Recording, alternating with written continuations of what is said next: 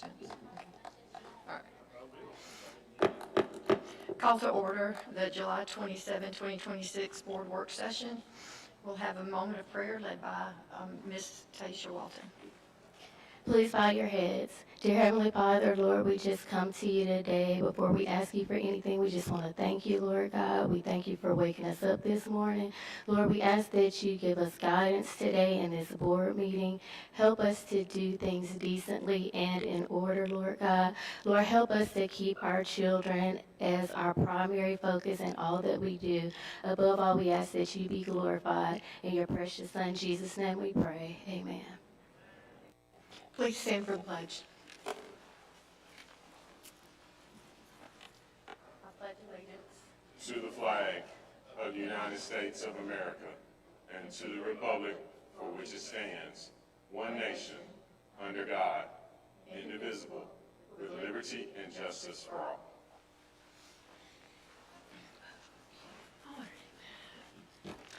So we're here today to discuss alternate education programs past Academy, and with that, I'll give it over to Dr. Corbett and Mrs. Weatherington.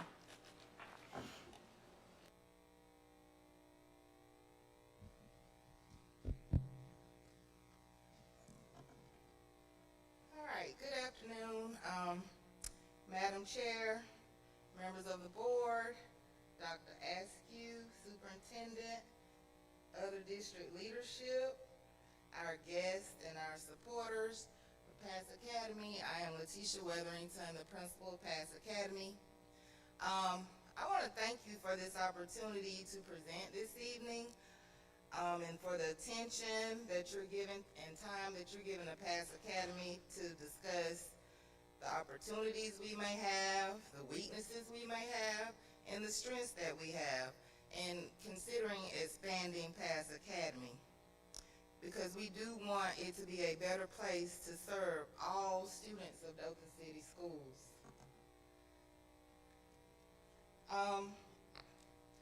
In alignment with the Dothan City Schools strategic plan for 2026 through 2030, it is proposed, if the proposed expansion of Pass Academy is successful, it should directly support the vision and mission of Dothan City Schools 2026 through 2030 strategic plan by ensuring that every learner is equipped with the skills, confidence, and support needed to thrive in school and beyond. As discussions continue, decisions must align with each of the district's 4 strategic pillars by strengthening collaboration with families and community partners, expanding mental health and behavior supports, increasing academic achievement through individualized instruction and tiered interventions, and preparing students for successful transitions to graduation, college, careers, and productive citizenship. Expanding Pass Academy represents a strategic investment in the whole child and advances the district's commitment to providing equitable opportunities for every student to succeed. And again, the pillars that have been approved and adopted by Dothan City Schools: collaborate, leadership, and connected community, mental health and social emotional learning, academic excellence for lifelong success, and pathways to purpose and career readiness. The purpose of today's presentation: every student deserves an opportunity to succeed even when a traditional school setting is not the right fit.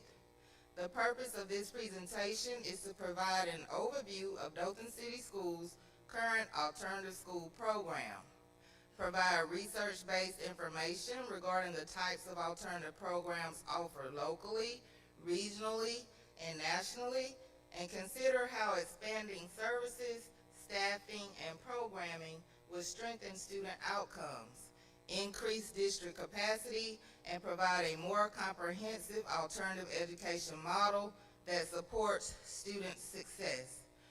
Simply put, how can we better meet the academic, behavioral, and social emotional needs of every student while supporting our district's mission and strategic goals?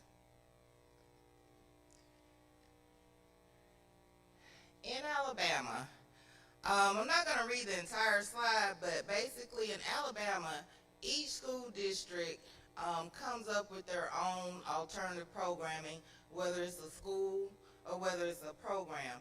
There's not a whole lot of state guidelines, but they have certain laws that we have to follow. But an alternative behavior school or program is specialized education setting for students who consistently exhibit disruptive behaviors or violate zero tolerance policies. These programs aim to modify behavior and teach self-control, anger management, and personal responsibility while keeping students on track with their basic academic skills.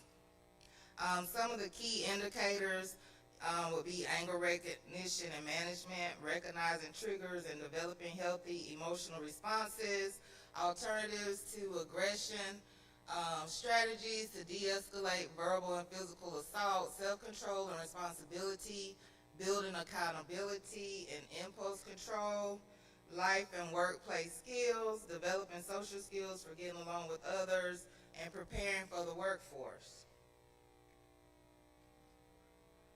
While traditional K-12 education meets the needs of most students, according to Hanover research, 64% of school districts across the nation offer at least one alternative school or program designed to address the needs of students that typically cannot be met in the regular schools. Alternative education encompasses any non-traditional educational activity and most commonly serves middle and high school students. Alternative education delivery can occur within a traditional school or in separate sites.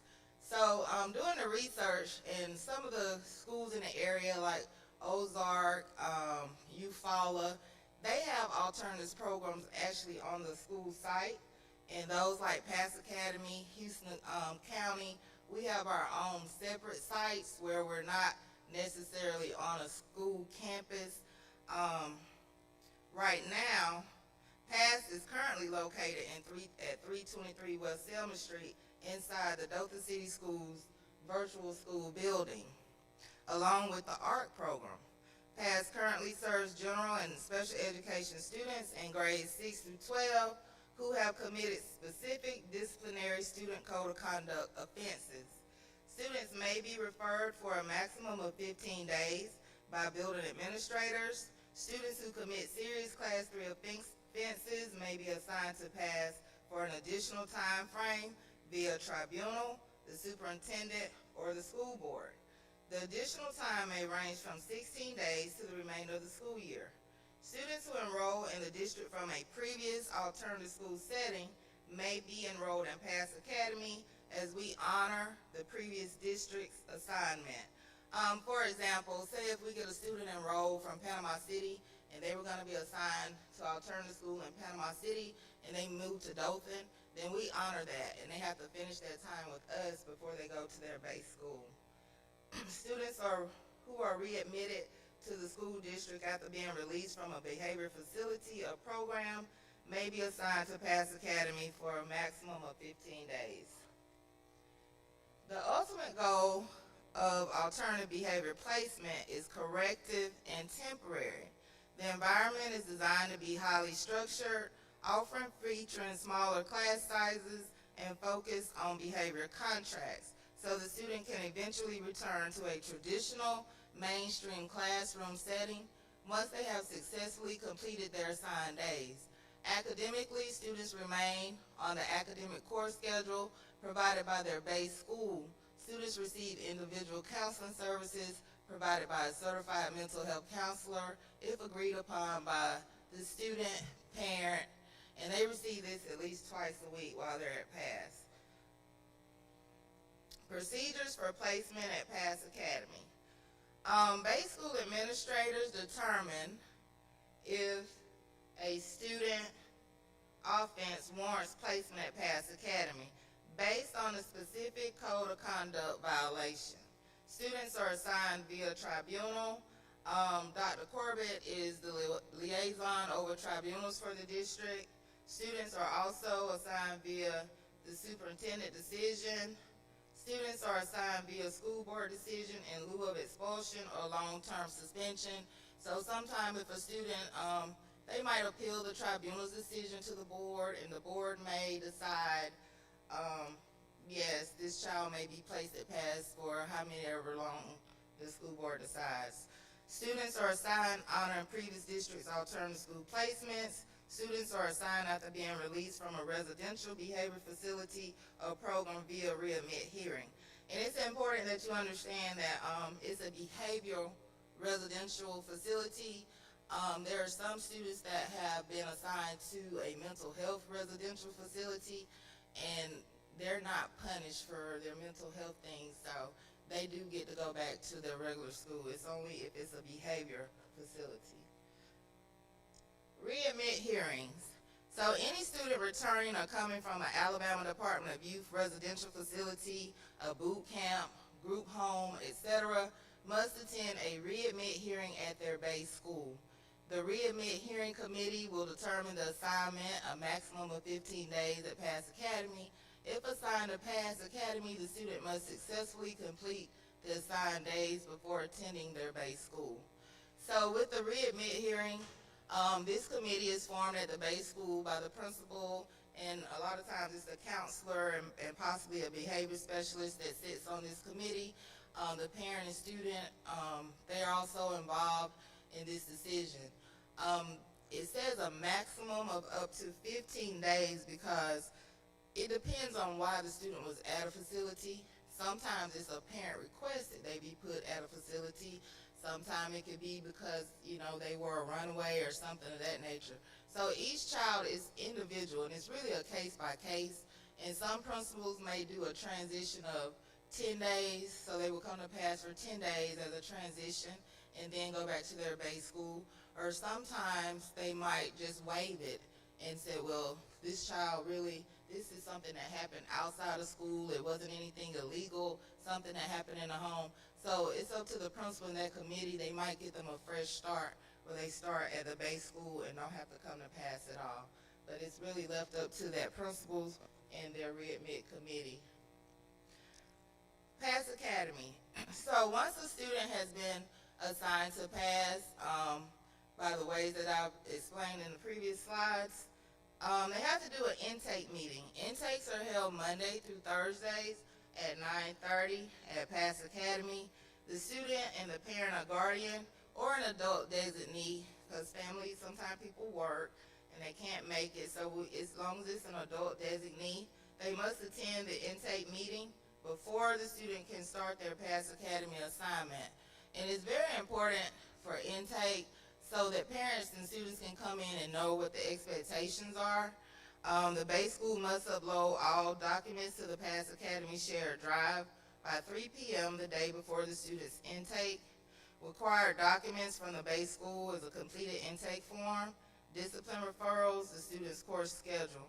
If a special education student or a student who has a 504 is being referred to Pass Academy and has been suspended for more than 10 calendar days for the current school year, the base school must contact the district exceptional student services office to request a manifestation determination hearing before the child comes to Pass.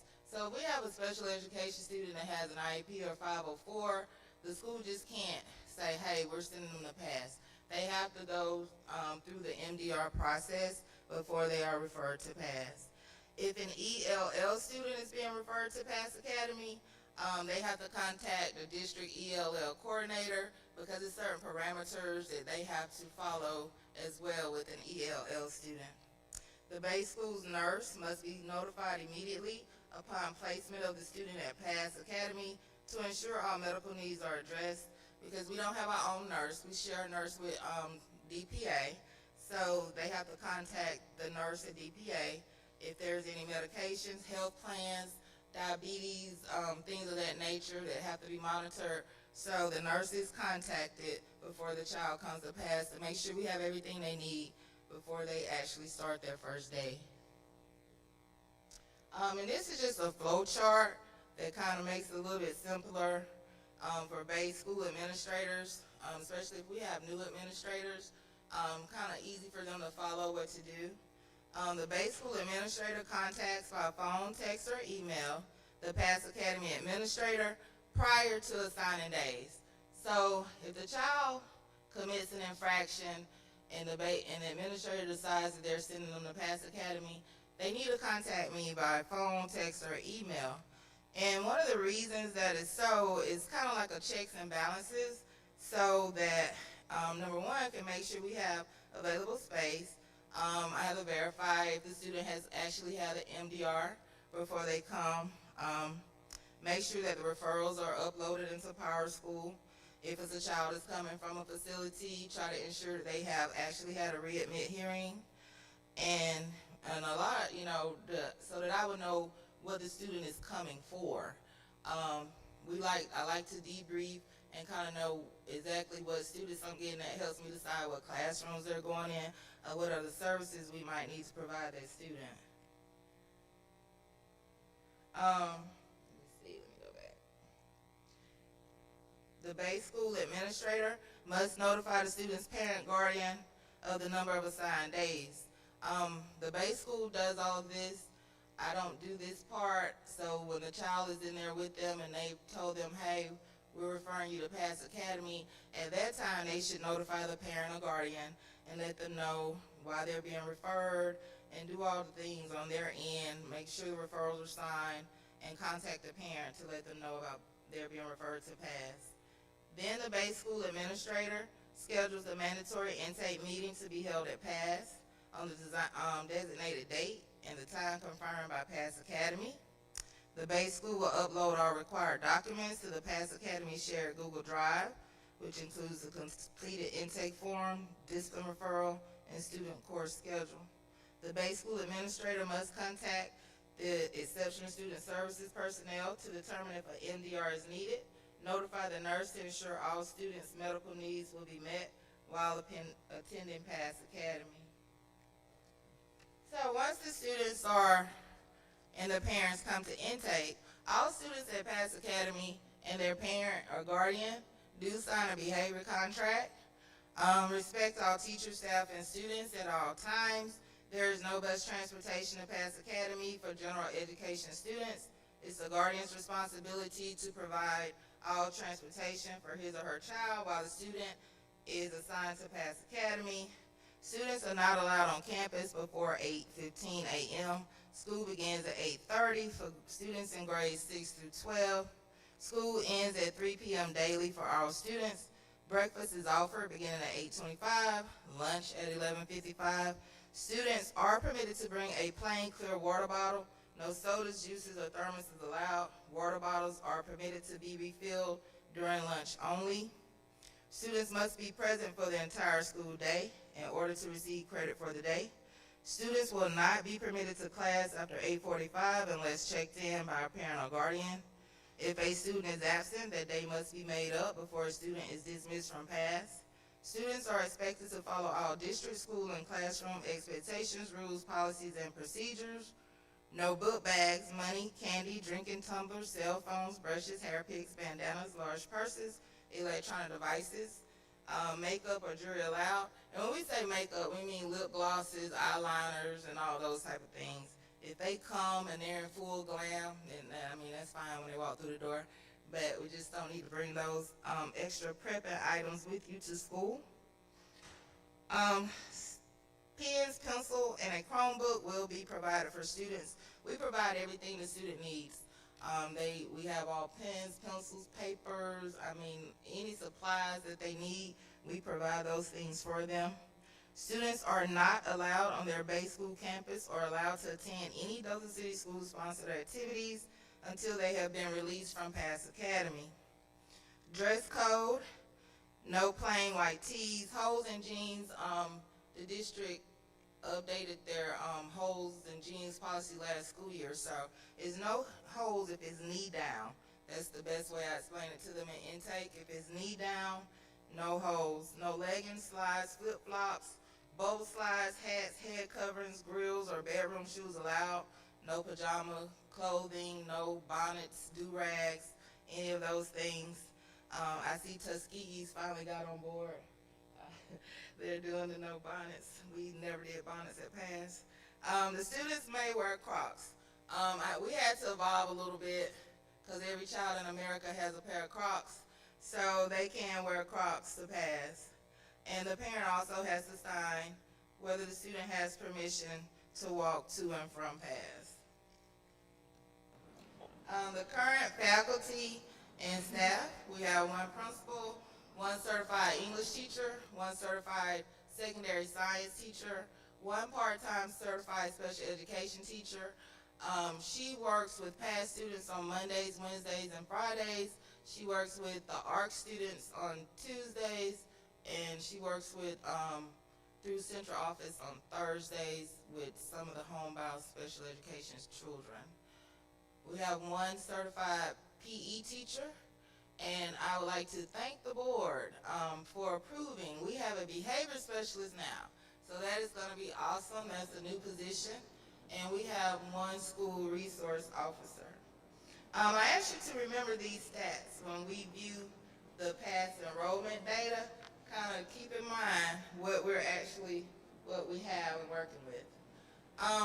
The master schedule at Pass Academy, due to safety concerns and sharing carpool with DPA's bus loading area, if you've never been back there, that bus loading area, please drive by.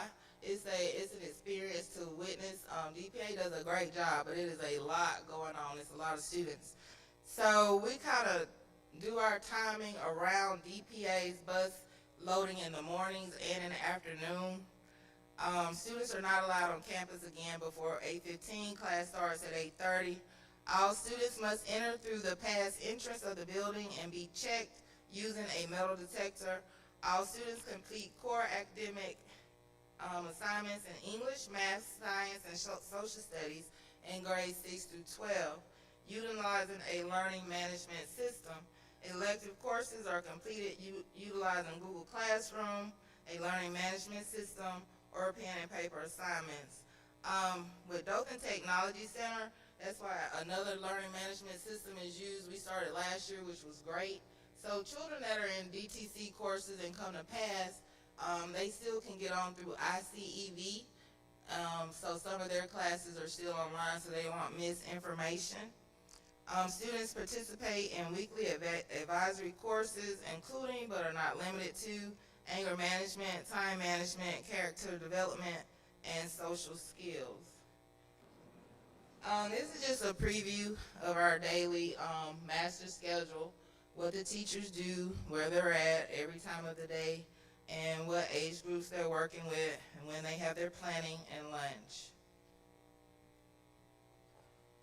The Pass Academy 10 is just our school-wide classroom expectations and consequences. Respect all teachers, staff, and students at all times. Remain quiet in the hallway and classroom. Maximize learning time by staying on task and following directions. Complete all class assignments on time. Raise your hand before speaking or getting out of your seat. Keep your hands, feet, and objects to yourself. Be polite to everyone. Profanity, teasing, and bullying will not be tolerated. Eating, drinking, gum chewing, grooming, or sleeping is not permitted in class. Always try to perform better than you did yesterday. Follow all school and district policies, which includes Dothan City Schools Student Code of Conduct and Dress Code. So what happens if a student breaks a Pass Academy 10? Discipline is progressive. It should be very progressive. They are still kids. They're not perfect. Just because they walk through that metal detector, that does not mean that the behavior changes automatically. So we still believe in progressive discipline. First offense, verbal warning, correction, reminder, redirection. Second offense, verbal warning and parental conference by phone or in person. Third offense, conference with behavior specialists. Now that we have a behavior specialist, they will get a conference with them. But they will only be referred to the behavior specialist by administration, which is me. So teachers will not be allowed to refer them to the behavior specialist. I will do that. Now, if a teacher requests, if they're seeing something that I do not see, then of course they will be allowed to talk to me, and I will explain that to them and they can be referred. The fourth offense, office referral, attach a copy of the student's Class 1 discipline log. So at Pass Academy, again, discipline is progressive. So before they write a referral on a child, they have to go through steps. And these steps include contacting a parent, and they have to document and submit it onto their referral. So, like if a child is sleeping in class, no, they're not going to get a referral the first time. They're going to go, that's going to be their first offense. So we will refer back to verbal warning, correction, reminder, redirection. Now, if the offense is a Class 2 or 3 offense, it can result in an immediate office referral. See Dothan City Schools Code of Conduct policy. So we do still try to follow the Code of Conduct with serious offenses. But I can tell you, since I've been back at Pass Academy, I think this is starting my 7th year as principal, I think we only had one fight, and it really was a pushing match. We really don't have a lot of serious behaviors at Pass Academy. Additional services, students receive any health-related services, medication, diabetes, monitoring, unexpected illnesses from the nurse assigned to DPA. Students receive mental health-related services through Spectra Care and a private contracted mental health counselor during school hours if needed. Students who have an IELP, these are your ELL students, receive continued services via their base school's IELP teacher while they are assigned to pass. Transportation. Currently, parents are responsible for transporting their students to and from Pass Academy. If the student has an IEP or 504, district transportation may be provided. Parents whose students have an IEP or 504 are given the opportunity to request transportation during the student's manifestation determination hearing, which is held, well, I just found out today that moving forward, MDRs will be held at central office. So they're no longer going to be held at base schools, so they will be held at central office. We have students who carpool, we have students who Uber, we have students who use Wiregrass Transit, we have students who walk, ride bikes. Transportation has not always been a major barrier for students attending PASS, and if there is a situation where transportation is an issue, then I try to work with the parents. I try to give them suggestions, and even sometimes if it's a serious issue, I refer them back to the base school, and the base school may come up with an alternative placement for that student. So if it's a real burden and it's nothing that I suggest that can help them, then I refer them back to the base school, and sometimes they come up with different alternatives. It depends on why the child is there. Exit criteria. Students must successfully complete all assigned days. Students must maintain a passing grade in all core subjects. I've been in alternative education, I think 15 of my 24 years in Dothan, and one of the myths is that children just get a grade and go back, they all come back with hundreds. Well, that is just a myth. They must maintain a passing grade in all core subjects. During intake, when I read in the behavior contract, I do not sign Fs. Parents and students know I will not sign a dismissal form if you have an F. I'll sign a D, but I'm not signing an F. They have to stay and get caught up on their work until they are passing. Students must successfully complete any additional days added for behavior infractions. So if a student gets to pass, and let's just say we went through all the steps, we went through call the parent, conference, behavior specialist, referral, and the behavior is still showing itself, then they can get extra days. I will assign them extra days, and they cannot leave until the behavior has changed and they have completed those days. Students will receive a dismissal form once all exit criteria have been met. Dismissal forms are emailed to the base school designees the day of dismissal. I want to talk about early releases here. PASS does not release students early unless we are filled to capacity and base schools need to send more students. And this is a collaboration with base school administrators, on who those students will be. So let's just say Mr. Williams calls me and he needs to send 2 or 3 students, but we are full to capacity. So we will take into consideration if he wants to take someone back early, their grades, how much time they have actually completed, why they were sent to pass, and their behavior since they've been at pass. And really, I'll let the principals make that decision on who they want to allow to come back to their campus. But sometimes, it doesn't happen a lot, but every now and then, and that's the procedure. That's the only way a student will be released early. Disproportionality and diversity. Although Pass Academy's student population is not racially diverse, it is highly diverse in student needs. Students represent multiple grade levels, grades 6 through 12, a wide range of behavior and disciplinary challenges, varying academic achievement levels, special education eligibility, and diverse social and emotional needs. The next slides will provide the board with Pass Academy's disproportionality and student enrollment data for the past 3 school terms. Okay, so we're looking at the total enrollment by demographics for the 25-26 school year, and all of this data came from the AIM portal. That's the Alabama State Department of Education Identity Management System.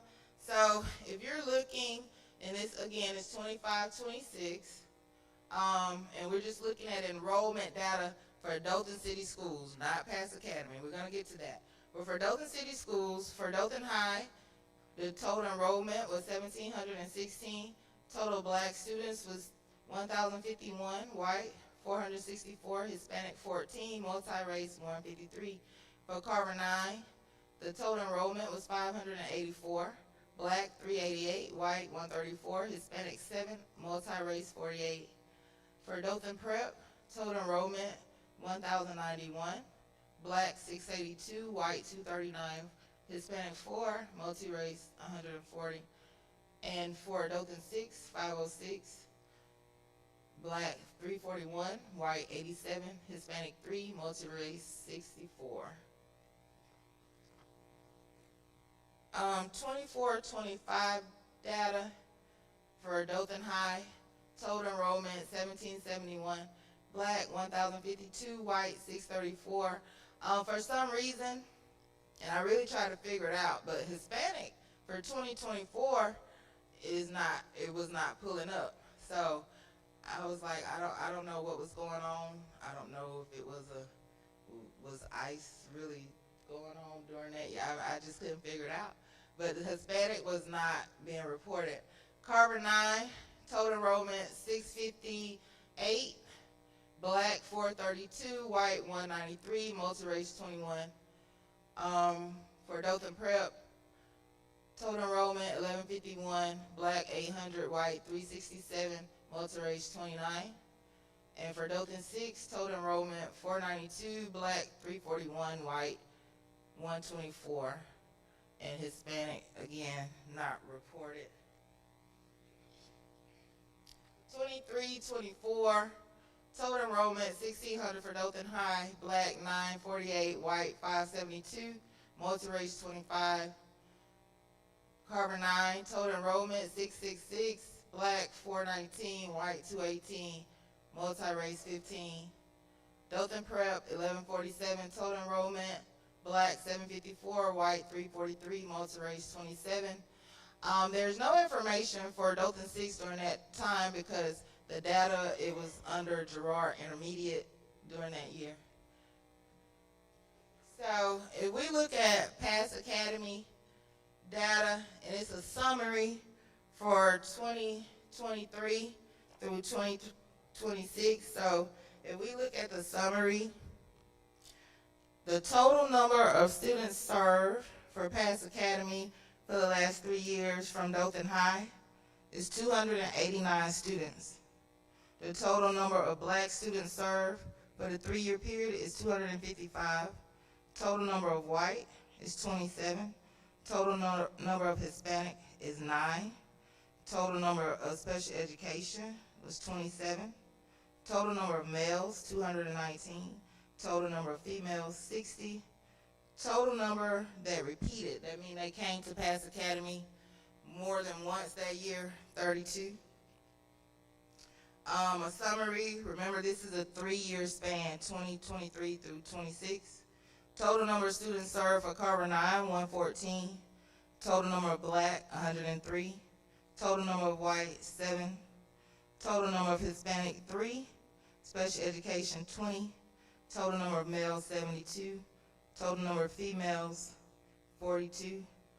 And repeaters came more than one time in a year, 6. Dothan Prep, total number served in a 3-year span, 209. Total number of blacks, 190. Total number of whites, 16. Hispanic, 2. Special education, 79. Males, 107. Females, 102. Repeaters, 15. Dothan 6, 3-year span. Total number of students, 47. Total number of blacks, 45. Total number of white students, 2. Total number of Hispanics, 0. Special education, 14. Total number of males, 32. Total number of females, 25. Repeaters, 4. And in a 3-year span, we did serve 1 student from Dothan City Virtual School. So if you look at the totals at the end, for 3 years, the total number of students that held a seat at Pass Academy at one point in time for 3 years, 660. Total number of black students served during a 3-year span, 594. Total number of white students served during a 3-year span, 52. Total number of Hispanics, 14. Total number of special education, 140. Total number of males, 430. Total number of females, 230. And total number who repeated in a 3-year span was 60. Remember, I told you to keep in mind the staff that we have. I think that's very, we did a great job for the number of students that have come through Pass Academy.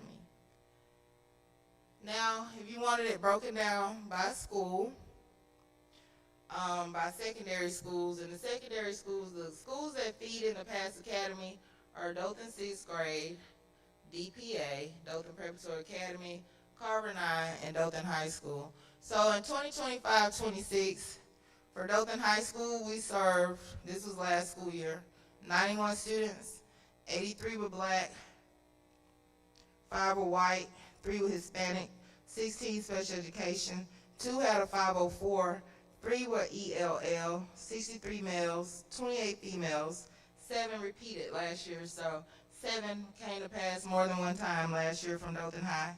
For 10th grade, we served 56, 11th grade 28, 12th grade 7.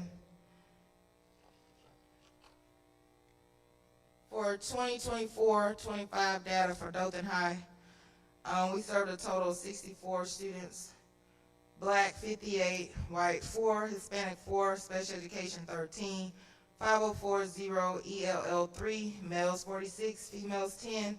We had 1 that repeated, had to come back. 10th grade 32, 11th grade 20, 12th grade 11.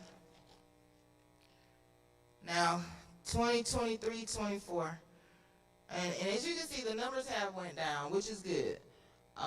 We've gotten some things in place. Dr. Corbett will discuss those more. But for 2023-24, from Dothan High, we had 134 students.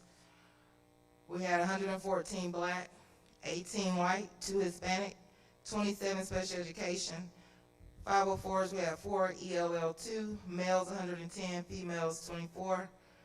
Repeat ones that came back more than one time that school year, 17. 10th grade total, 77, 11th grade 38, 12th grade 19. But when I was doing this data, one thing you would notice, there's always, at a high school, we do serve more 10th graders than any other grade level. So 10th grade, that's the most we serve coming from the high school.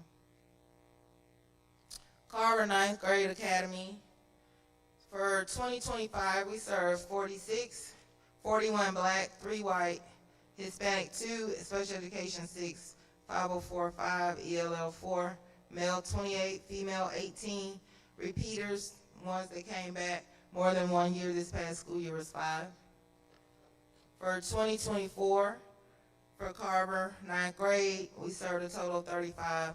Black 33, 2 white, Hispanic 0, special education 8, 5040, ELL 0, males 21, females 14, repeaters 0.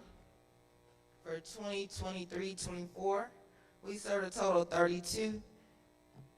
Black 29, white 2, Hispanic 1, special education 6, 5040, ELL 1, males 23, females 9. We had 1 repeater that year. Dothan Prep last year, 2025 through 26.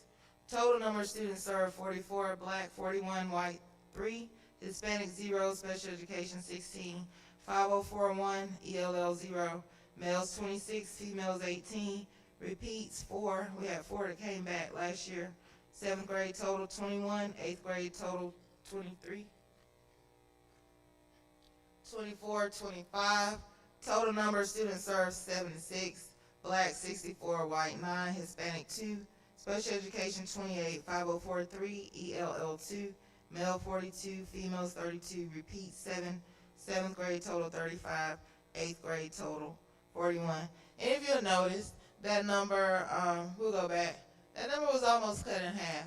So DPA, they're doing more with the students at the base school, and so the number did go down. It's been going down for the last 3 years.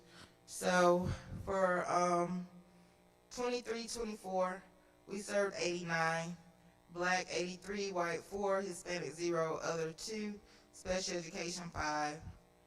504 is 1, ELL 0, males 37, females 52, repeat 7, 7th grade total 49, 8th grade total 40. Dothan 6th grade last year, we served 22.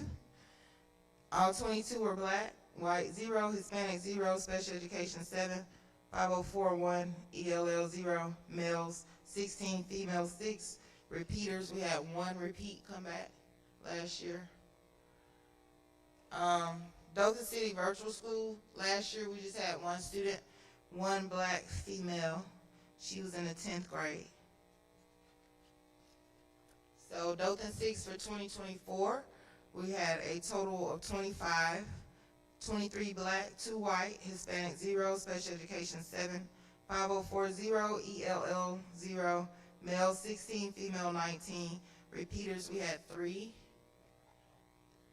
And there's no data for the previous year because it was under Girard Intermediate. Now, why do children come to pass? Like the referral trends and offenses, fighting, alcohol possession, cell phone refusal, THC pen possession or use, drug use or possession, readmit from a facility, assault, profanity towards school board employees, smelled like marijuana, verbal altercation, restrained by SRO, multiple class 2 referrals or class 1 referrals. They've been in a previous alternative school placement, threats to shoot students, major school disruption, threats to hit school board employee or theft. And it's broken down by each school. Board members, you do have a copy of this. Sir, I won't read exactly every school, but those are the trends of why. And it is broken down by each school, what offense they committed. Let's just say for 25-26, we had Dothan High had 42 for fighting, 1 for alcohol possession, 7 cell phone refusal, 10 THC pen possession or use, drug possession or use 9, readmit from a facility 4, assault 1, profanity towards a school board employee 7, smelled like marijuana 4, verbal altercation restrained by SRO 2, multiple referrals 1, previous alternative placement 2, threats to shoot a student 1, major school disruption, and that's how they code.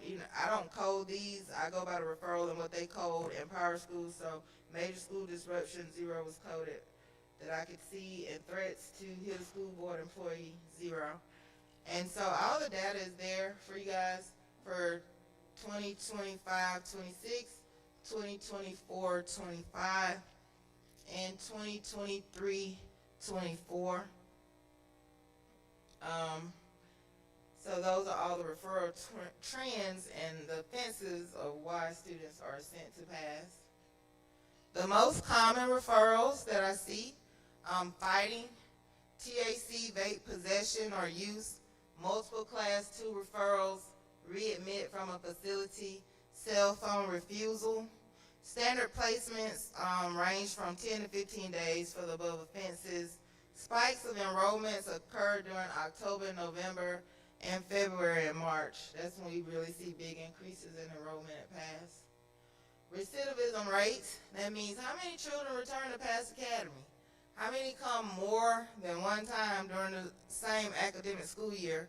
So for 25-26, we had 17 repeaters, 24-25, 10, 23-24, we had 25.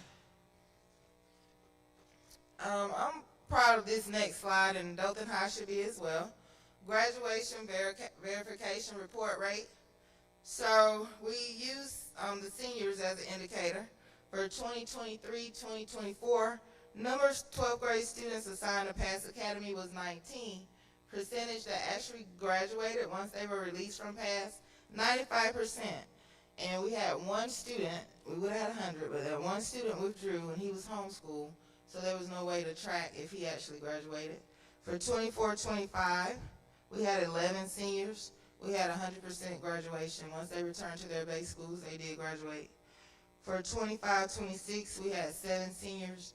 Once they were released from PASS and returned back to their base school, 100%, they did graduate. So we do our best to keep them on track while they are with us to make sure that they are doing their work so that when they go back to their base school, they're not behind and they're on track to graduate. What are the strengths of PASS Academy? We focus on the whole child and restorative practices for student behavior growth. Students remain academically on track while receiving behavior supports. It's very highly structured, low student to staff ratio, mandatory parental involvement through the intakes that parents and guardians have to attend, utilization of district-aligned learning management platforms, ensuring students keep pace with their base school coursework. So we do use Edgenuity as our learning management system, but it is aligned with the Alabama Course of Studies and state standards. Positive relationship building between staff and students. That's some of the whole child initiative things, you know, giving your warm welcomes and warm goodbyes. And those are things that, you know, we really were doing anyway. We greet every student in the morning with a positive mind frame and mindset, because you honestly don't know what they've been through before they come to you. So that is the culture and climate of PASS. We greet every student peacefully, calmly, and with a smile in the mornings. Emphasis on accountability, self-regulation, and decision-making skills. District-wide behaviors resources for students in grades 6 through 12, and Dr. Corbett will explain more of that part on the district aspect. Provides a safe learning environment for students who commit specific behavior infractions. Supports traditional schools by reducing classroom and school disruptions. Highly committed educators experienced in alternative education. We're getting a behavior specialist, as I mentioned, but he is not new to being a behavior specialist. He's just returning to that position, so he does have experience. But I have 15 years of alternative education experience, and all of my teachers have been there for well over 10 years. So they stay with me, and they do a great job. Strong collaboration with families, traditional school administrators, and community agencies. We do get a lot of support from different agencies. We get a lot of support from Dothan Community Church. So we do have a strong collaboration with community agencies, Spectra Care, Matt Hurd, he's our private counselor. Staff consistently adapts to meet students' academic and behavior needs. You have to adapt at PASS Academy because parents are not just keeping the good children at home. You know, they're whatever we get that comes through the door, we have to adapt. It's not like they say, hey, we just sending you the worst we have. So whatever comes, we have to adapt, and we have to be flexible to support their behavior needs and their emotional needs. Provide students with a second opportunity to succeed. They're not just put out on the streets. They do have a second opportunity to get it right. They have a second opportunity to correct the behavior. They have a second opportunity. If they come with an F, they can push it up to D, C, B. So they get a lot of second opportunities, and that's what the climate and culture is of PASS. Promotes improved attendance, behavior, and academic management. And some are like, well, how do you promote attendance? If they didn't go to the base school and their attendance was, poor, how does it improve when they get to PASS? It's a motivator when you know you can't leave until you finish these days. You're gonna come to school. Like if you're not there, your day doesn't count. So they do come to school. It's a motivator to get those days done so they can get back to their base school. Capacity limitations of the current model. We share a facility with Dothan City Virtual School, and the ARC program is in that building as well. Maximum seat capacity is 60 desks for students in grades 6 through 12. Provide alternative educational services for 5 traditional schools. 2 general education classrooms, 1 special education classroom, 1 shared classroom where I held intake meetings, and since we have a behavior specialist, he will also be using that space for individual and group sessions with students. We have 1 area that we actually made an office. It's really a foyer, but we made an office for the SRO. We have 1 storage area. Breakfast and lunch is provided by Dothan Prep Academy. Students eat breakfast and lunch at their desk. We have a shared nurse with DPA as needed. Shared restrooms with Dothan City Virtual School and the ARC students. So this is just the floor plan of the building, so you can see the past classes are B201, B203, down at the bottom left. Then that B12, that's where we'll do intakes, and the behavior specialist will also do sessions in there. So on that left side, that's the past entrance. So students and parents, they always enter at the past door. My office is right there by B201. The B110, that's where our special education services are held. The virtual school also, when needed, we make arrangements. They use that room, B110, for testing. They have to have small group testing. So we only have those 3 spaces for shared with the virtual. The rest of the building is the virtual school. So we have those 3 spaces for PASS Academy to serve our students. And the ARC is right beside PASS in B109. So that's an ARC classroom, which is under Student Services. It's no longer under PASS Academy.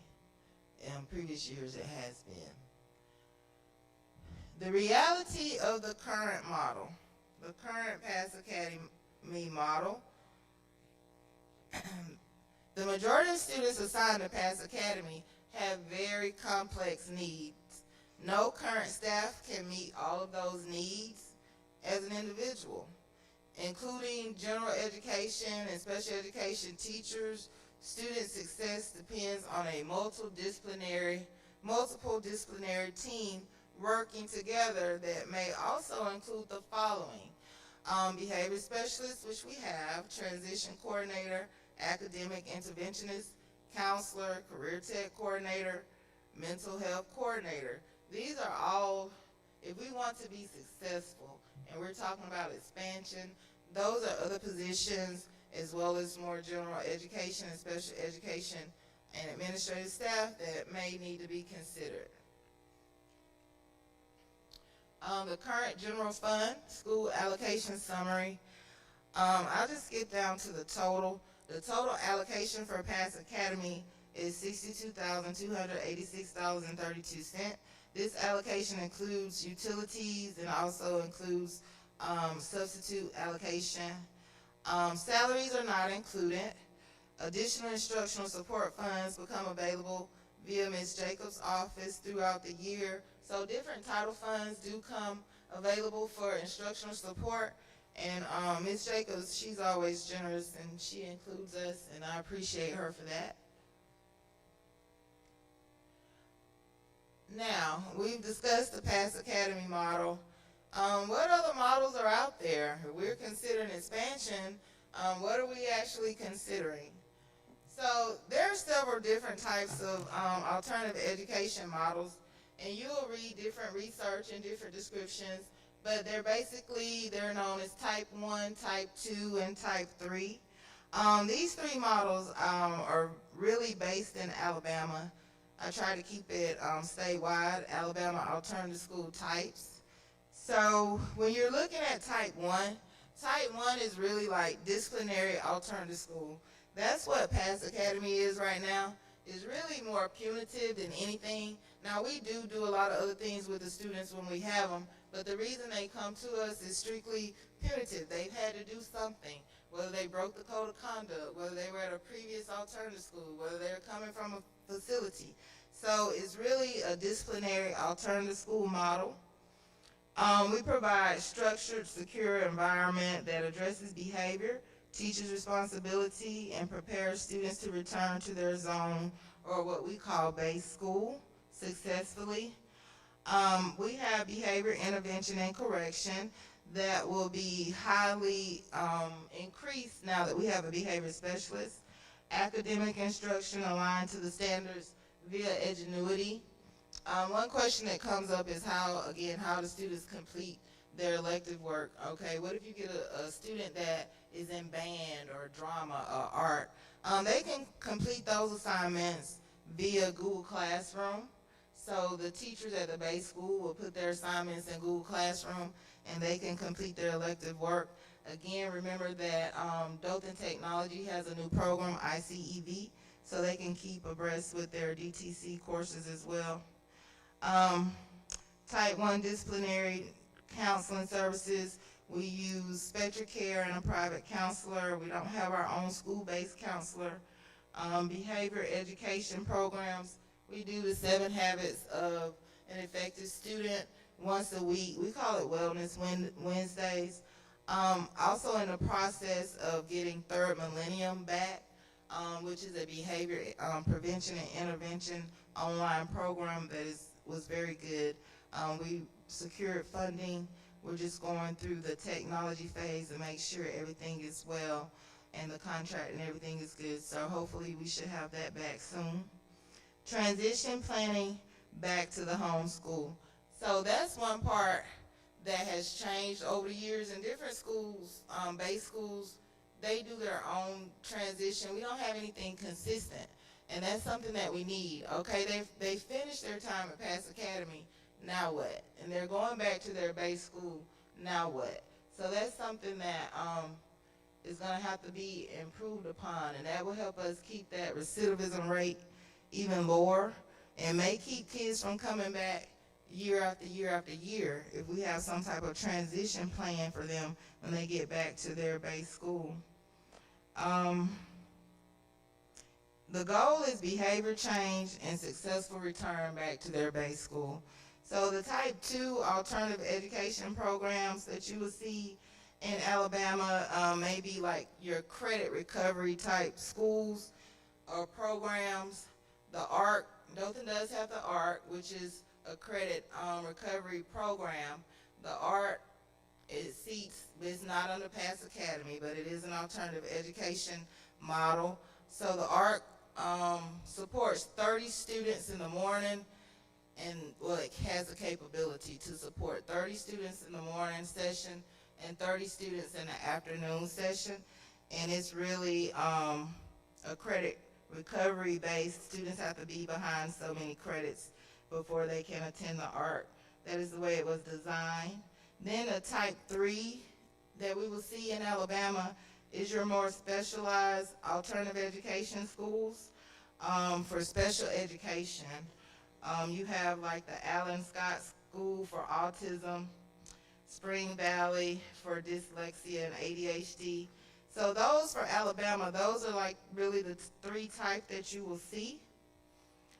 Remember, the state allows each district to structure and organize or form their alternative school programs and centers based on what that district needs. Sometimes it's a hybrid. Sometimes in one location you have a hybrid. And we've done that in the past at Pass Academy in the earlier years when I was still a school teacher. At Pass, we had a more hybrid form where we provided an overage program for students in grades 6 through 8. We provided a teen pregnancy program. We provided workforce development. So over the years, the district has supported alternative education in different ways. But for the most part, what we're seeing now for Dothan, Henry County, Houston County, and Ozark, the surrounding areas, they're more punitive types. Now, keep in mind that anytime something is not traditional, it is alternative. So do we have some other alternative things going on in Dothan? Yes, we have the art. Yes, we have the virtual school. Even DTC can be considered an alternative learning center. But what we have to focus on and remain focused on is what do we want to do when we're talking about expanding Pass Academy? What kind of services do we want to provide? And what will be the criteria for the students that attend? So the next slide is an alternative education continuum from discipline placement to comprehensive student support. And you have to remember comprehensive. I mean, we're taking on a lot of different things. If we're really considering expansion, not just discipline. So there are a lot of different pathways. Again, you have your type 1, which could be your virtual, your credit recovery, again, referencing the ARC, flexible instruction, individualized pacing, credit recovery options, non-traditional schedules. Again, students come half a day. You may encourage them and incorporate workforce development where they come to school half a day and they have co-op and have a job the remainder of the day, have a career coordinator where they help and assist them with finding jobs. And we focus on graduation success. You will see a lot of this statewide through Alabama Connections Academy and the Alabama Virtual Academy. Type 2 disciplinary alternative programs. They're a more structured environment, behavior accountability, academic instruction. You can have short-term placements, focus on returning to the traditional school. And that's more Pass Academy, and you have Reuben Yancey Alternative School in St. Clair County and Asheville, Alabama. Again, Henry County, Houston County. We're more focused on the disciplinary alternative programs at this time. Type 3, your therapeutic or behavior support programs, counseling, therapy service, behavior intervention plans, social emotional learning, individualized supports, family and community partnerships.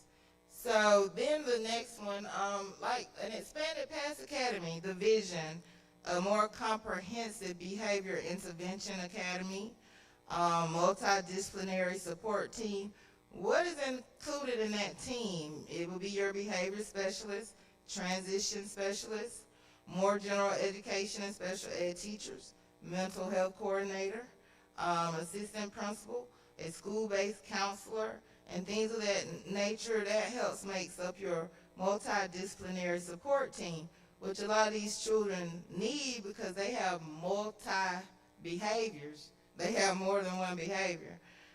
Behaviors and mental health services, academic recovery and acceleration, restorative practices, transition and re-entry supports, prevention and intervention success. And that really could be the future of Pass Academy if funded correctly. We can't be in the mind frame of adding classrooms just to be able to get children out of the base school who are disruptive, because they're coming back. So if we're going to expand Pass, we need to do some things to help them to be better, not just students, but better children, better people, so that they can be productive. Look, because when I say they're coming back, even if we expand it and say they come to me 8th grade year, then 9th grade year they're going back to Carver 9. But what have we done while they were at PASS to help fix what the root problem is? Or even what have we done at the base school to help fix what the root problem is? Local, state, and national models.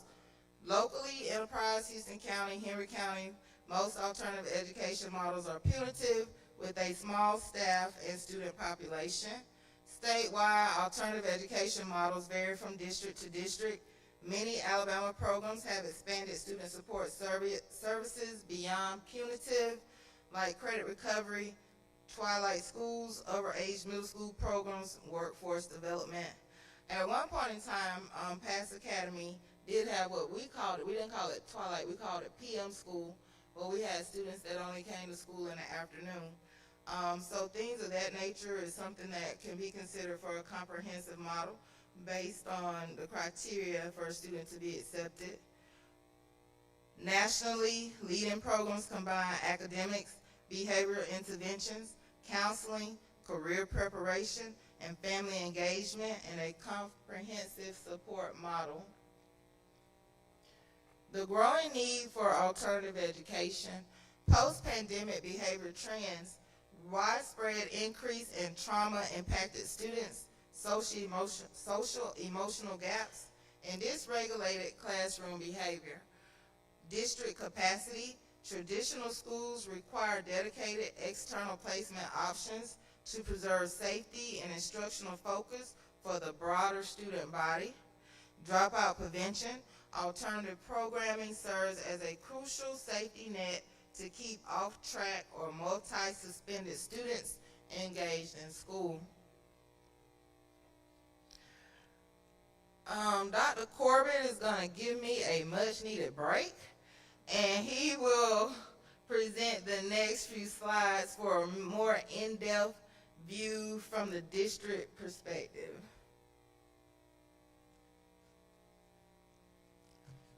You deserve a round of applause for that.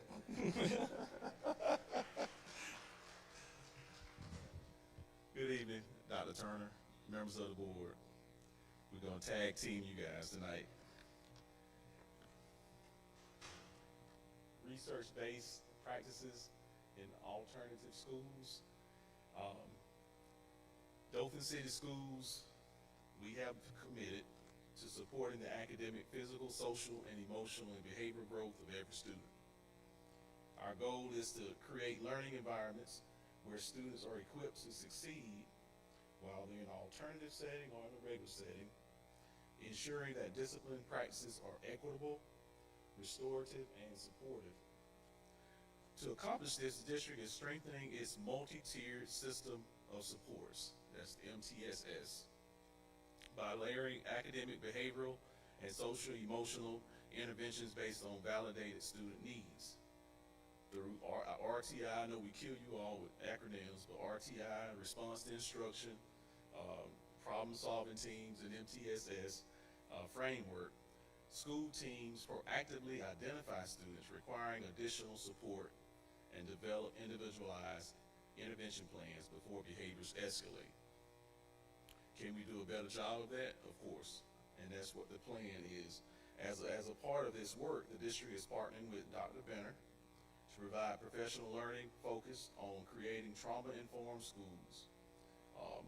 This initiative will equip administrators, counselors, behavioral specialists, and teachers and MTSS teams with practical strategies to better understand the root causes of student behavior. Implement effective de-escalation techniques and respond with interventions rather than relying solely on punitive consequences. Our school counselor behavior specialists will work collaboratively with school-based problem-solving teams to identify students needing additional behavior and social-emotional supports, develop individualized behavior intervention plans, monitor student progress, and connect students with appropriate services. By using a tiered system of support, schools can provide increasingly intensive interventions while maintaining a restorative approach to discipline.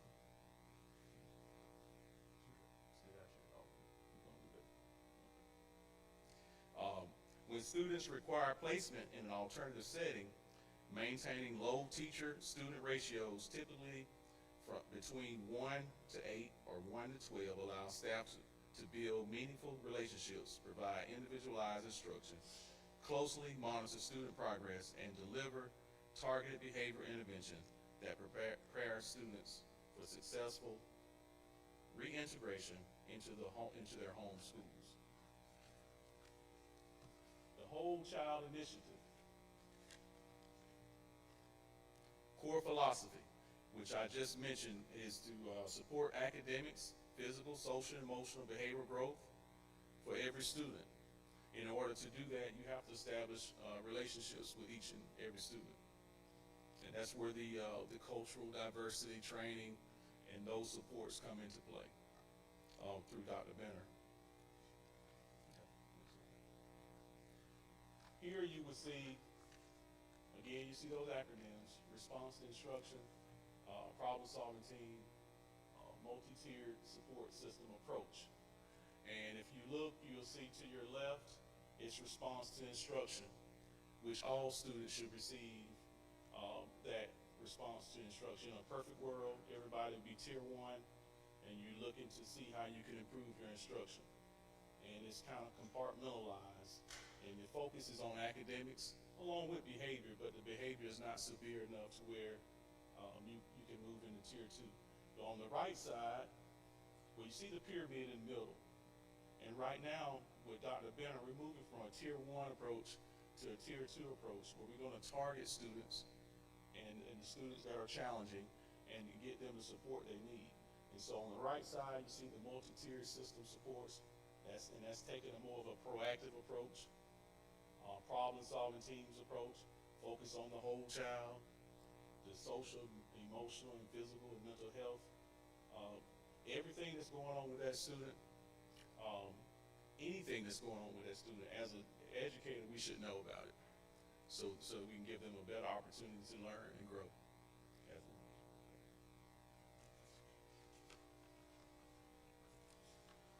Board members' feedback. I'm trying to summarize this as best I can. Dothan City Schools is committed to supporting the academic and physical and social, emotional, and behavioral growth of every student, like I mentioned earlier, through a proactive, trauma-informed framework. Professional development provided by Dr. Benner, which I want to thank the board for approving him to be a consultant. This Wednesday, we will have our kickoff with the PST and MTSS teams from all over the district at the multi-purpose room at DTC. And so we're excited about that, kicking that off, where he can kind of support us in making sure that we have a firm foundation for early identification and intervention. School counselors, behavior specialists, and the PTS teams will collaborate to develop individualized plans, like I mentioned, using tier system support that emphasizes prevention, restoration, positive student outcomes. This comprehensive, you're hearing that word again, this comprehensive approach is designed to build staff capacity, improve student behavior, and create safe, supportive learning environments across the district. Disproportionality, which is a concern. To address disproportionality, Dothan City Schools will use a data-driven approach by disaggregating discipline data across student subgroups, including race, ethnicity, disability status, to identify trends and target interventions. Research supports conducting systematic reviews of school-based practices to reduce racial disparities in discipline, Prevention Science 2025. The district will continue implementing equitable discipline through consistent application of the Code of Conduct, classroom and school-wide discipline management plans, progressive discipline practices, and regular reviews of behavioral data to ensure fairness and consistency. Additionally, DCS provides implicit bias and cultural diversity training to help educators recognize and reduce unconscious biases. Unconscious biases strengthen positive relationships with students and promote equitable outcomes for all learners. Dothan City Schools implementing a comprehensive research-based framework to strengthen student behavioral and mental health supports through the multi-tiered system of supports with the partnership of Dr. Benner, the professional development to help elementary and secondary schools become more trauma-informed.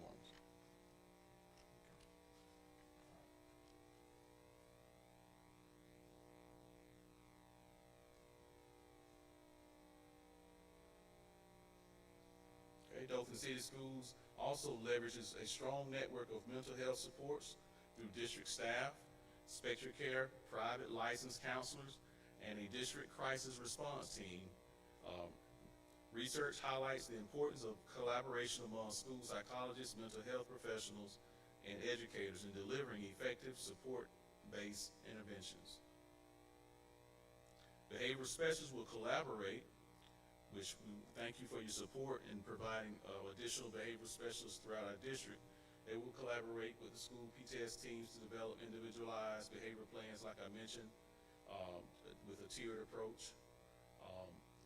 They will train, Dr. Benner does a really great job of providing practical how to do things, and so we're looking forward to leaving Wednesday afternoon with practical things that we can actually put into action right away as it relates to restorative practices. Additionally, in-school suspension, that was another question. It was staff have been strategically placed across schools to provide tier 2 and tier 3 behavioral supports. Actually, I believe in-school suspension probably should be called something else if we're changing our mindset and trying to be more restorative and proactive in what we're doing as a district. But those tier 2 and tier 3 behavior supports, these efforts align with the district's goal of implementing a comprehensive, positive behavior intervention and support framework that emphasizes prevention, early intervention, and restorative practices while reducing reliance on exclusionary discipline. That's Practice Concordia University 2025. Overall, the initiative reflects the Dothan City Schools' commitment to creating safe, supportive, and inclusive learning environments by integrating trauma-informed care, mental health services, restorative practices, and evidence behavioral supports into a unified district-wide system.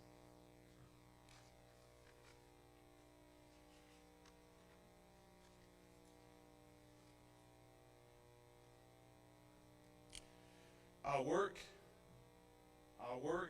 is also informed by lessons learned from past discipline data. During the 2015-2016 school year, although black students represented approximately 55% of the district enrollment, they accounted for 100% of expulsions, 90% of referrals to Pass Academy, 87% of out-of-school suspensions, and 85% in-school suspensions. These disparities were cited in a civil rights complaint filed with the U.S. Department of Education Office for Civil Rights in 2016. Today, Dothan City is committed to ensuring that discipline decisions are fair, consistent, data-informed, and aligned with district policy and the Student Code of Conduct. Through the implementation of MTSS, trauma-informed practices, restorative approaches, behavioral supports, ongoing professional development, and continuous monitoring of discipline data, the district seeks to reduce disproportionality while improving outcomes for all students. Our focus is not simply reducing disciplinary consequences, but strengthening prevention, promoting positive student behavior, and creating safe, supportive learning environments where every student has the opportunity to succeed. Okay, here's some discipline data on disproportionality. Over the past 3 years, Dothan City has continued to monitor discipline disproportionality to better understand trends and guide intervention efforts. For Black students, the percentage of the overall student population has remained relatively stable, decreasing slightly from 65% in 2023-24 and 2024-25 school year to 64% in 25-26. However, Black students accounted for 88% of discipline offenses in 2023-24 school year, 86% in 24-25 school year, and 85% in 25-26. While this represents a gradual decline in the percentage of offenses, disparity remained relatively consistent at 22% in 2023 and 21% in both school year 2024, 2025, and 2025-2026. This indicates modest improvement, but almost demonstrates that disproportionality continues to be an area requiring focused attention.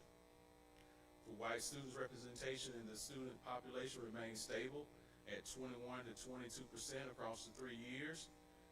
Their share of discipline offenses increased slightly from 7% in 2023-2024 to 9% in both 2024 and 2025 and 25-26 school year. As a result, disparity narrowed from a negative 15% to a negative 12%, before ending at a negative 13% in 2025-26, reflecting relative consistent representation compared to overall enrollment. For multiracial students, enrollment remains steady at approximately 10% of the student population each year. The percentage of discipline offenses remain between 4% and 5%, with disparity improving slightly from a negative 6% both in 23-24, 24-25 to a negative 5% in 25-26. Overall, the data shows gradual movement towards reducing disproportionality, particularly among Black students whose share of discipline offenses has decreased by 3 percentage points over the 3-year period. Although the trend is encouraging, the data has also highlighted the continued need for intentional, data-driven strategies that emphasize prevention, early intervention, culturally responsive practices, trauma-informed supports, and consistent implementation of behavior interventions to further reduce disparities while maintaining safe and supportive learning environments for all students.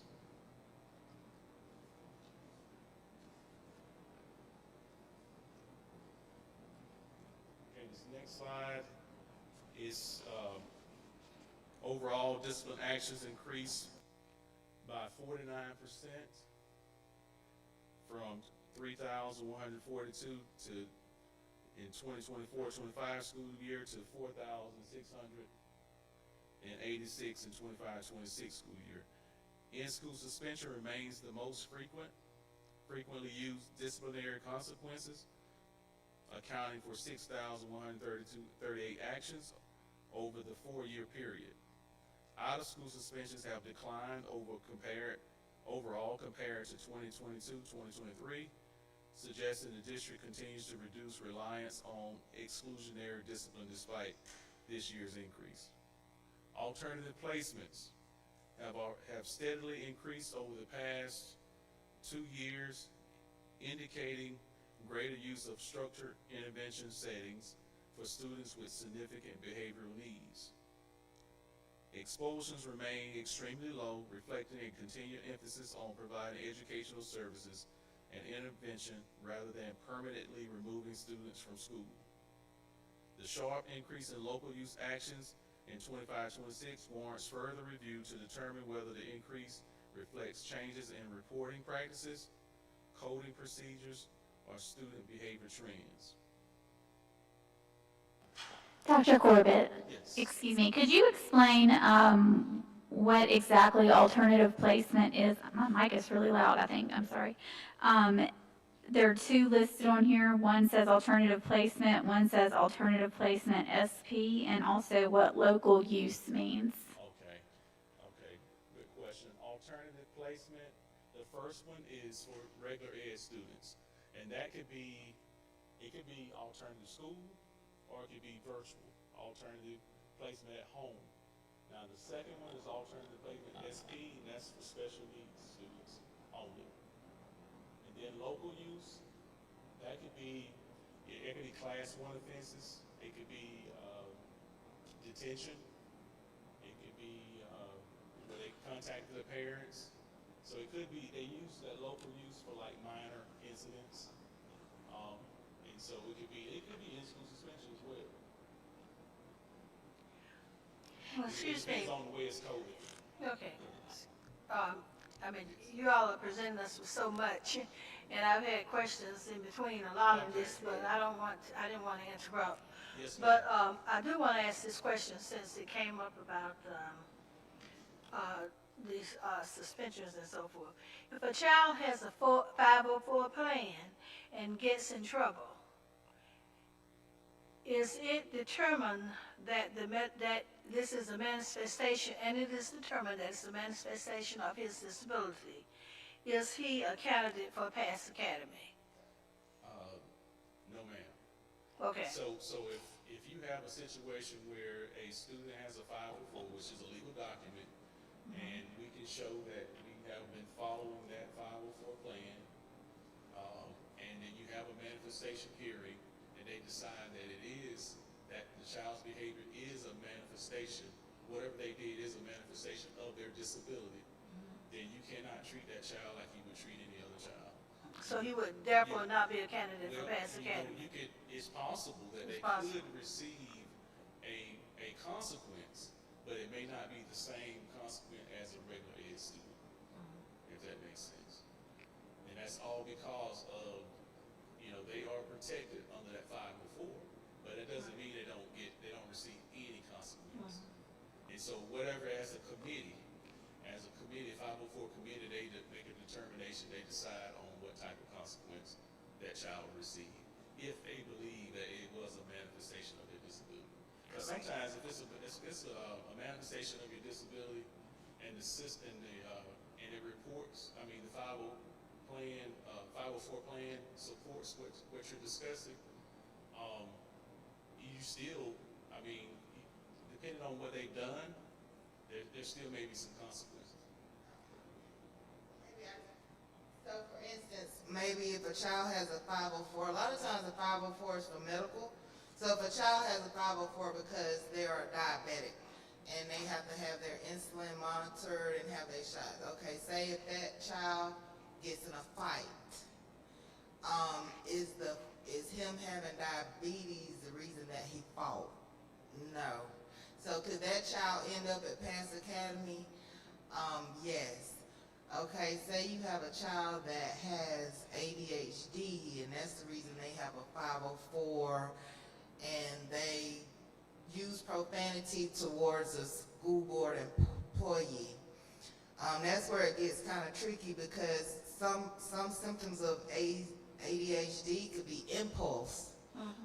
Did they use profanity towards the school board employee because of their impulse? Or they could have Tourette syndrome. Yes. And so that's when the manifestation team has to look and make sure that, number one, the IEP has been followed. Make sure that that child's IEP has been followed, and there should be other things in place in that IEP that can help with that. PASS should be the last resort. And that's what I try to get principals to understand. And that's why I remember when I said they have to call or email me prior. So there's kind of some safeguards, and those are the type of questions that that I've asked. But this year, manifestations are coming back to district office, and I think that's a great move to help put more focus and see what's going on when a child has an IEP or in a 504 when it comes to discipline and not just placing them at pass. Have I been in situations where the committee said, no, this was not due to the child's disability, and I've disagreed. Yes, I have. Sometimes decisions can be reversed. Parents do have the right to reach out to Dr. Corbett if they do not agree, or reach out to the special education department if they do not agree. So a lot of our special education numbers over the past 3 years have went down because there are some different things that are in place. Has a child been sent to Pass Academy when the committee said, yes, this is a part of his disability? Maybe in the past, yes, but I'm hoping that since the decisions and district offices getting more involved, that even that would change as well. So I hope that clears it up. And I'm sorry, was there any other questions you may remember that you have from my portion? Yes, I have a couple. Yes, ma'am. So first of all, I just wanted to thank you, Mrs. Weatherington and Dr. Corbett, for putting the presentation together. It's a lot of data here, and I completely understand that it probably took you an enormous amount of time, so thank you. And one thing you have said that I definitely, and it's kind of my mantra, not just for this topic, but everything, is identifying root causes. So we just kind of touched on the disproportionality, where roughly DCS, and if we're looking at the stats that were relevant to the schools that feed into PASS, so basically our middle school and high school, roughly about 65% African Americans, but at PASS it's about 90% African Americans. So we know there's a problem there, but I haven't quite heard exactly what the solutions would be to prevent that. Because from my perspective, the last thing I would want to do is expand Path Academy or anything, knowing that we already kind of have like a flawed baseline. So, and I don't know, Dr. Askew, this may be something that you could help address. So just trying to. We will get to it. Okay. As you said before, just earlier when I talked to you, that we are in the beginning stages. Yes, ma'am. And this is what you're presenting to us. And that is very important. We don't want that disparity to continue. So is expanding past academy, because that's what we're talking about, will that be a problematic thing for us when it comes to addressing those issues? And disproportionality. Yeah. In my humble opinion, if it's not going to be done correctly, and when I say correctly, I mean funding, I mean resources, I mean human capital.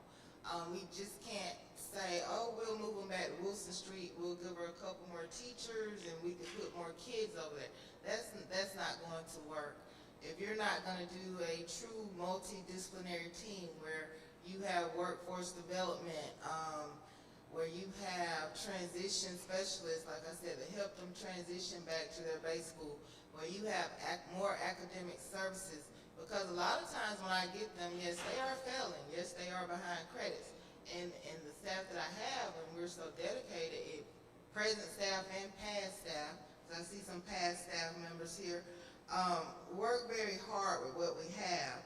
So if you're gonna just do not expand past academy to be a reason for kids to come that others do not want to deal with, other behaviors that they do not want to deal with. I've seen it. I've been at Dothan a long time. I've been at Pass Academy a total of 15 years as a teacher and administrator. I've seen this model change. I've seen the model work. I've seen the model be mediocre. I've seen the model be stable. If I was asked what do I think the model is right now, we are stable. We are doing what we need to do to keep kids in line.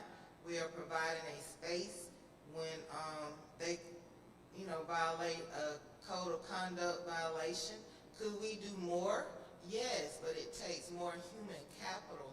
I'm the principal, I'm the secretary, I'm the receptionist, I am the SRO, I am the counselor,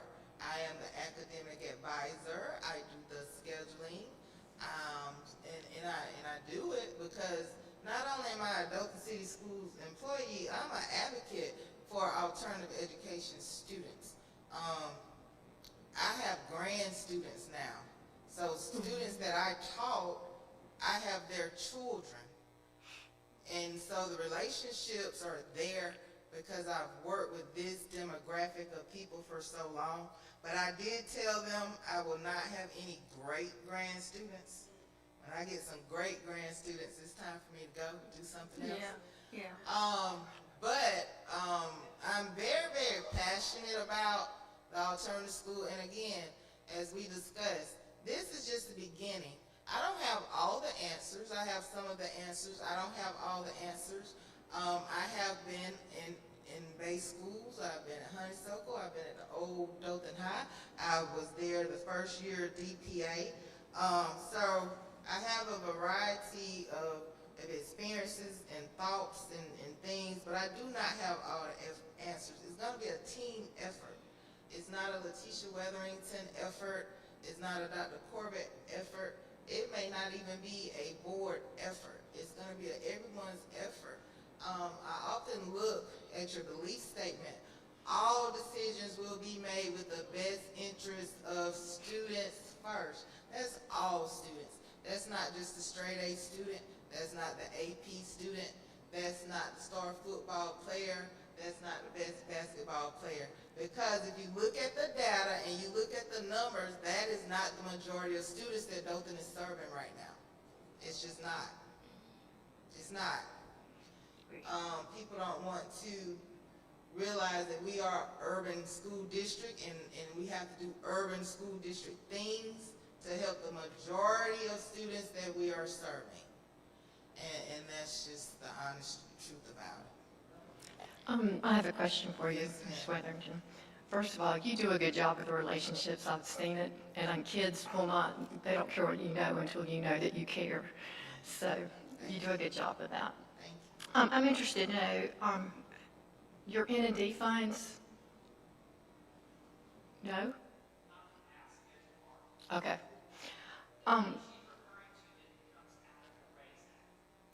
Okay, all right. I noticed also that you are actually missing, just if we were to go forward today, like we are now, you are actually missing a math and a social studies certified. Okay. And then transportation. Have we looked for a way to get, because I'll tell you something, if my parents knew that they had to be late for work to get me to an alternative school, that would be punishment enough to get me straight. But I do know that, there's some parents that work 6 to 3. I did talk to Dr. Neal about transportation. Now, the thing is, with our current location, and transportation has been done different ways at Pass Academy, but right now, so at our current location, it would be very easy for Dothan 6 and DPA because the buses come there anyway. Right. The issue would come with Carver 9 and the high school. Would you do bus stops at certain locations for these students? Would these students be allowed to go back on their campus? A lot of times, depending on the infraction, the principals don't want them back on their campus. How would they monitor that? That would be up to them. So for Dothan 6 and DPA, it would be a simple fix. We would have to put our heads together when it comes to Carver 9 and the high school as far as transportation. How would they get there? Now, in the earlier days, 2 buses were provided. It's almost like they split the city in half. So one bus went to like the west side and the north side of different bus stops and picked up students. The other bus went to the east and south side and picked up students. And they had the certain bus stops, but during past students had to get out early or come late because those bus drivers still had to run regular routes. But we did do transportation that way at one point in time. But when you're doing that as well, you also have to consider, do you want an 11 or 12-year-old on the same bus as an 18, 19-year-old? Right. So those are all the things that you have to consider when you're talking about transportation. But Dr. Hall has, been wonderful with transportation. So for now, any child in grades 6 through 12 that has a 504 or IEP, if they need transportation, it is provided, and we make that work for any student in grades 6 to 12 that has an IEP or a 504. What I have found is high school students that have a 504 or IEP, they do not like riding the bus with Dothan 6th grade center and DPA students, so they get their parents or somebody to come pick them up. Right. So that's what I said, like, we do have certain transportation barriers, but it hasn't been that bad where we could not work it out. And just let's say at the high school, we get a student and their parent does not have a way to get them there. The high school has been very gracious, and they figure out, you see those different AP and all those different type of things, they figure out another way to get that child to serve, you know, depending on what the infraction was. Now they can do their alternative placement at home. So they may say, well, for this child, you know, we've tried, parent could be in the hospital. It could be anything. Right. We're gonna switch it and let them do their time at home. Okay. And do those things. I also have a question, and this is just the infraction of smells like marijuana. That's, somebody's going to have to explain that to me, because we went to a restaurant Friday night and we walked through, and I would have been in Pass Academy. Exactly. I mean, smells like marijuana? I felt the same way when I got the referral, but that is what the referral said, and that's why the child was sent. Smelled like marijuana. Wow, okay. That's something we need to look at. Types. You know, I've gotten hit teacher with paper ball, and it was written up as assault. So there are some things that can be done even at the base school with, okay, how are these referrals written? How are these situations investigated? Past, the way it's set up now is punitive, should be the last resort. It should be drugs, weapons, alcohol, profanity towards school board employee. Some fights could be actually pushing matches. But it's 4 and I'm only 1, and I have to keep a good working relationship. Now, if it's something that where I'm not breaking the law or going to jail for anybody, so it's something where if they have not followed the MDR process, or if it's something like that, then yes, I will challenge it. But yeah, so maybe do a better job at the base school level, maybe some training, professional development. I'm not saying anything is intentional, Right. but or get to a climate as to where everyone, if we're not going to expand, everyone understands that pass is the last resort. It's not the first, and pass is definitely not the cure. We are not the cure as the model stands now. Madam Chair, I had a couple additional questions as well. So to that point, I had a question regarding, it said that, the base school administrator is one of the ways that students come, tribunal, superintendent, different ways.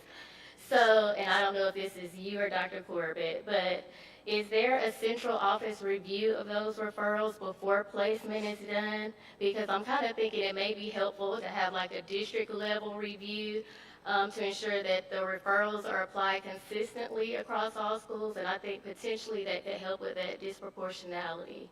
So I don't know who, Dr. Corbett, is that a question for you? Well, Yeah. From a tribunal standpoint, we do screen those type of referrals, and then we go through the hearing process and make a decision on whether they should be placed at pass or not. And so that is a safe way of trying to monitor disproportionality as it relates to that. But then from the school level, it's possible that they still should contact Ms. Weatherington. So when they have a student who committed an infraction and they write it up and they decide they follow the code of conduct, class 2 offense, then they should be contacting Mrs. Weatherington to see if they can send them to Pass Academy. And so from my perspective, just kind of my initial thoughts on it, and I know we're probably step one of however many 50 steps on this, but I think it may potentially be helpful, Dr. Askew, to have some kind of district level review from the Bay School administrators just to kind of have consistency, and that may be an eye into, ensuring that everything is standard across schools, so. One additional question right now for you, Mrs. Weatherington. The academics, I think you mentioned you use Ingenuity. So I'm trying to understand the percentage of instruction that is teacher-based versus like self-paced online learning. Okay, so keep in mind that we are 6 through 12, and I only have a English teacher, and I have a science teacher. So in grades 6 through 12, just let's say 6th grade, we have English, math, social studies, science. 7th grade, English, math, social studies, science. 8th grade, English. So the learning management system is the most consistent way. There is no way that my English teacher can teach English grade 6, grade 7th grade, not the traditional way. If someone can teach me or show me how that will work out, I am more than interested to learn. But that is the best way. So the only, we do more traditional teaching when it comes to the behavior management, when we're doing the 7 habits of a healthy student, and there are a lot of different book series. So we do Wellness Wednesdays where it's more activities on behavior, and we will be incorporating some other things since we have a behavior specialist. But it's almost impossible, and it's really not fair for me to ask, let's just say, my science teacher to prepare preps for 6th grade, 7th grade, 8th grade, 9th grade, 10th grade, 11th grade, 12th grade. I could have a 12th grader that has chemistry. There's no, using this way is the best. And also, I'm proud of where we are with this, because when I was a teacher at Pass Academy, we didn't even have books. We didn't have anything. We had to come up with our own devices on what to teach the children. And then when they did give us books, it was the books that the other schools were not using anymore. So we fought hard to get where we are and to be consistent. If we've done it where the teachers send work, well, that doesn't happen. That doesn't work at all. A child could be almost ready to go before we would get the work. So the learning management system, Ingenuity. Now there's a ton of different types of learning management systems. This is just the one that the district supports and pays for, so this is the one that we use. But it's almost impossible for them to do what you would consider traditional face-to-face teaching, and then I don't even have a math or a social studies teacher. Okay. There are so many questions I could ask, and I'm sure everybody else have some of the same questions that I have. But, we have been faced with parents appealing after the tribunal, and this might be you, Mr. Corbett, but we're still using the tribunal, right? And they go strictly by the book. And when they go by the book, and then a parent wants to appeal that decision, they come to the board. And that's what we have had in the past. Yes, ma'am. And actually, this past year we had 0 appeals. I know we did. And we owe credit to the principals at the school level. Okay. Because due process starts at the school level. And if I kind of nag them a little bit. We check, make sure things are done properly and things are being investigated properly. And so by the time it gets to the district level, we're starting due process all over, which makes it a lot easier. And parents they understood, and they were willing to accept the consequences for what their children had done. And so we had 0. We're still doing tribunals. Okay. And we had 0. We actually had 68 tribunals this past year. And 0 appeals. Okay, so those, when you have your tribunals, the parent is also told that if they do not agree, then they could appeal to the board. During the hearing, we Uh. actually, before the letter goes out, it talks about an appeal. And then during the hearing, we talk about the appeal, and them having by law, they can appeal By within 10 law. days after the hearing is done. And so, yes, and then once we render the decision and call them with the decision, they also know that there's an appeal process as well. Okay, now, this goes to Ms. Weatherton, but I've had parents that would say, I want my kid to stay and pass. They are comfortable. So what is that all about? Just let's say you went to Dothan High and you were there with 1,700 people. Some kids like the smaller setting. They like the one-to-one. They like the structure. They rise to the occasion. It's small. They like it's quiet. They get the individualized help. I've had a lot of parents ask me, can the child stay? I'm gonna be honest with you, they don't get 100 calls from me saying, hey, your child did this, did this, did this. We handle it. We work with the child. So it's a lot of various reasons why parents want their children to stay, or why children want to stay. And it's been like that for years. I get a lot of parent requests. Their grades improve, they do the work. Like I said, sometimes they have so many other things going on in their lives at home and outside of school, so when they come to pass, it is their safe place. There's not a lot of transition.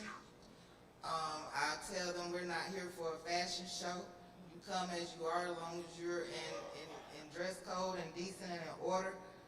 So they're not competing, and especially middle school, 9th grade, those are just tough years for children, period. So, And so they like being in a smaller setting. okay, so initially they are given 15 days. Did you say that? Yes, that's the majority assignment. Some students, depending on the administrator and what was done, sometimes if they're waiting, let's say we have a child waiting on a manifestation hearing, because they don't happen every day.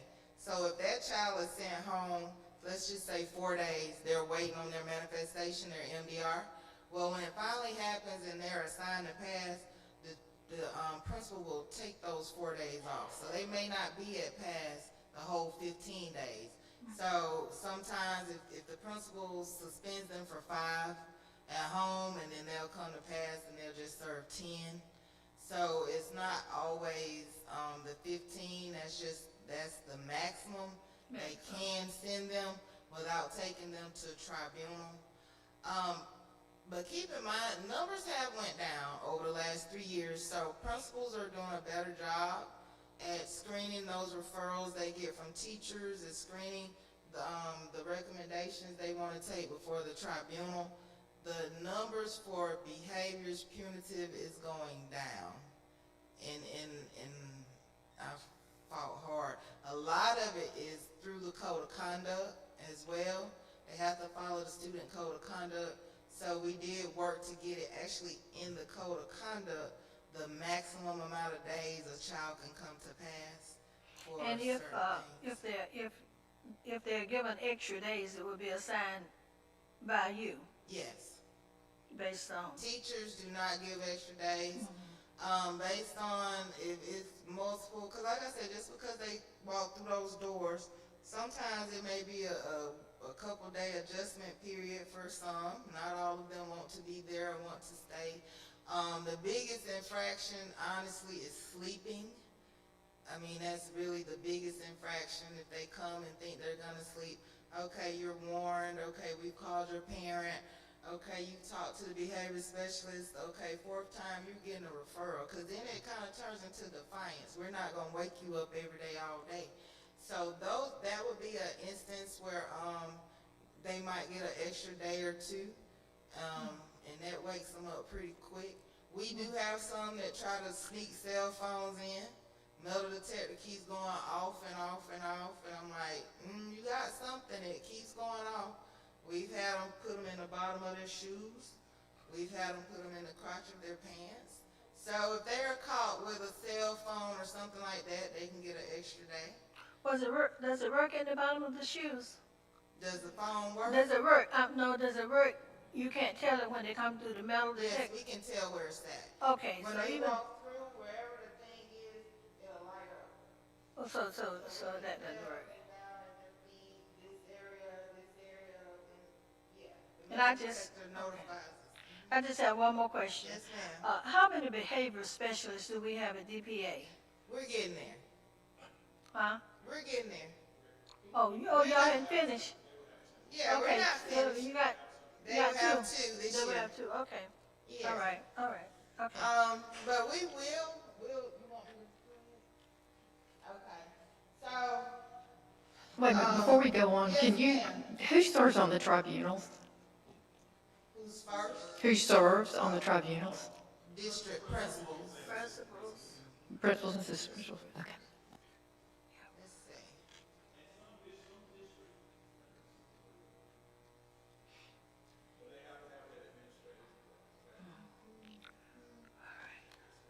All right, we're gonna try to, let me see where we are. Skip a few. Oh. I was matching the wrong button. Did she go? Okay.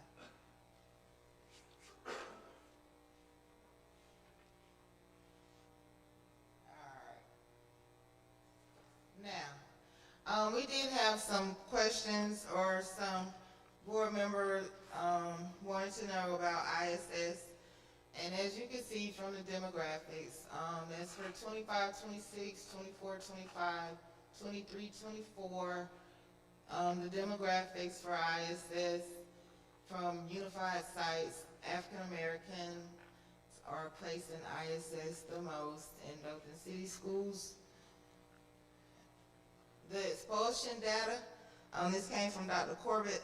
For 23, 24, 4 students were expelled, 4 black, 0 white. 24, 25, 11 expelled, 9 black, 1 white. 25, 26, this current past school year, 6 expelled, 5 black, 1 white. Dr. Corbett, he kind of went over the disproportionality, but in order to address it within our district, we must disaggregate the data based on subgroups and the number of students per subgroup. A systematic and comprehensive review of school-based interventions in the public schools are conducted to identify interventions, remedy racial disparities in school discipline. To ensure we have equitable discipline practices, we must follow the code of conduct. And that's very important for all administrators. Follow the code of conduct, because we worked very hard over the years to get it more equitable, and it's board approved, and do school-wide and classroom discipline management plans. We use a progressive discipline approach, and that progressive discipline is outlined in the student code of conduct of first time offense, second time offense, third time offense.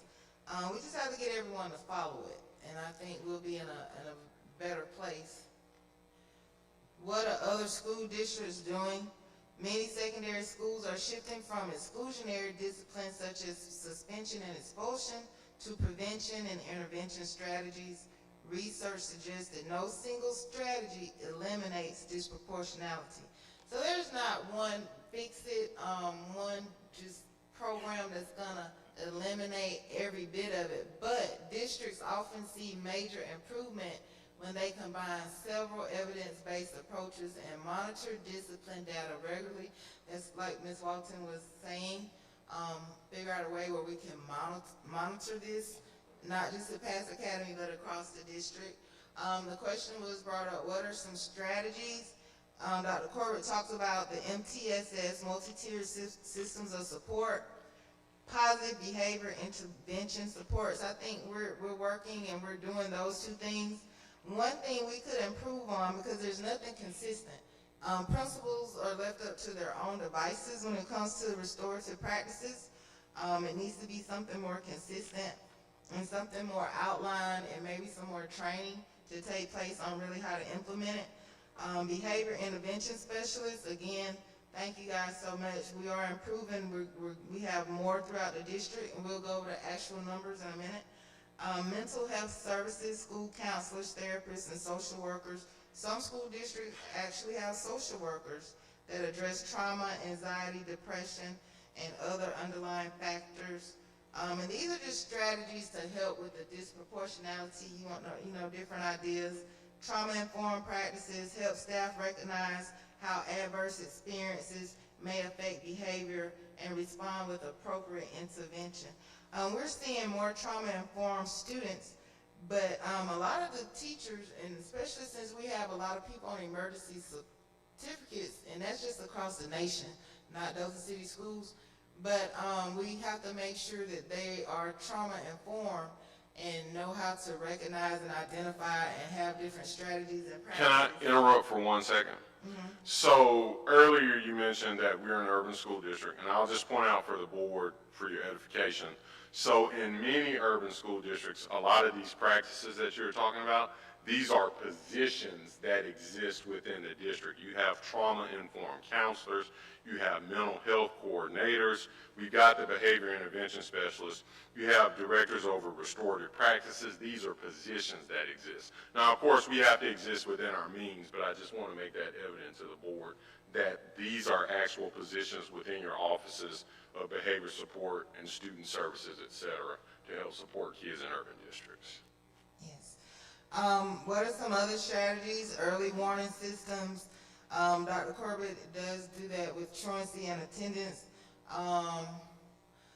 Professional learning, that's so important. Ongoing training and classroom management, very, very important. Culturally responsive teaching, de-escalation, implicit bias, things that we've mentioned.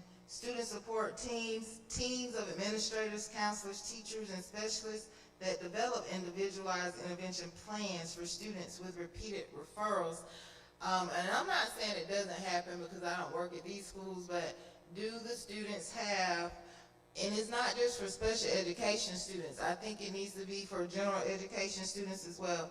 Do they have an individualized intervention plan that is being implemented for those that have repeated referrals? Because we know who they are.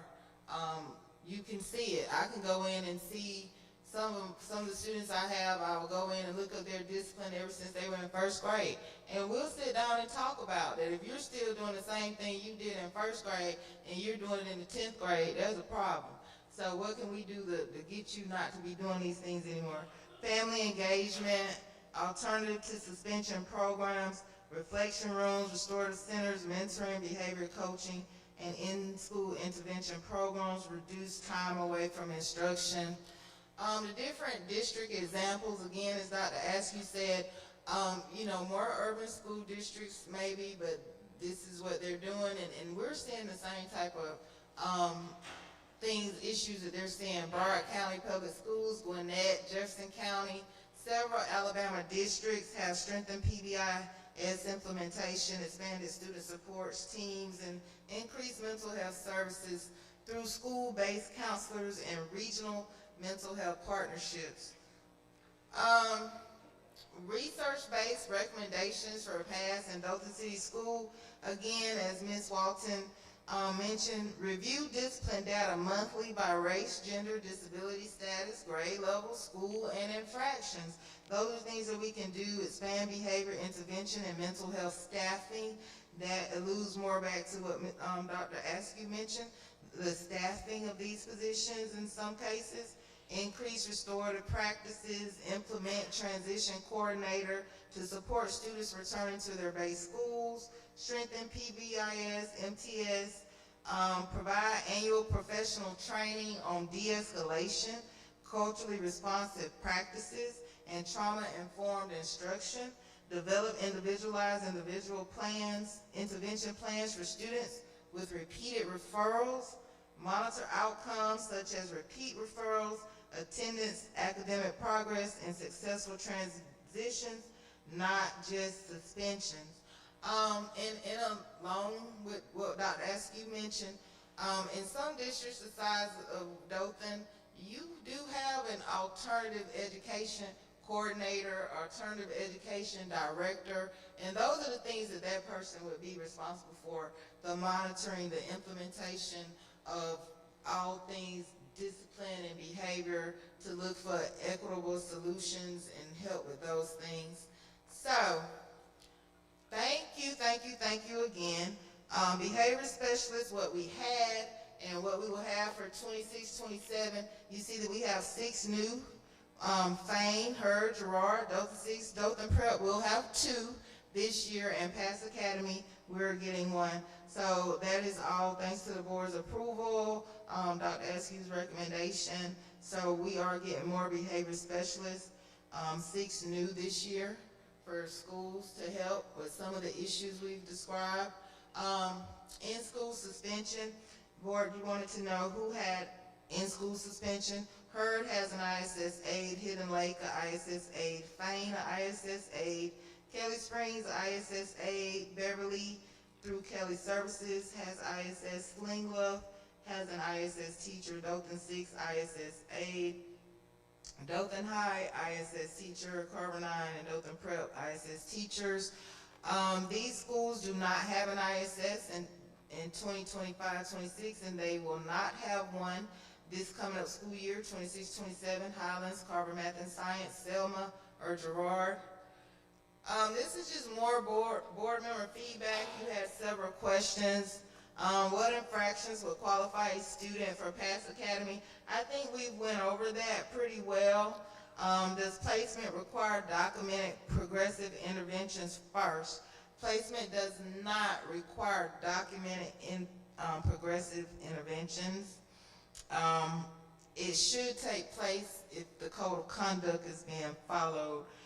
Will principals have discretion regarding placement recommendations? It really will be based on the code of conduct. They should follow the code of conduct. Who will make the final decisions? It depends on if it's the principal, if they go to tribunal, the board. These are the beginning conversations. All suggestions and all thoughts should be considered if it's in the best interest of the students. Will there be an appeal process for parents and students? Dr. Corbett already expressed when they go to tribunal, there is an appeal process. Now, I am not sure if there's an appeal process, a process for when they are being assigned to Pass Academy by the base school principal. Yeah. Say if a principal say you're going to pass, is there an appeal process with the district where a parent could appeal being assigned to Pass Academy?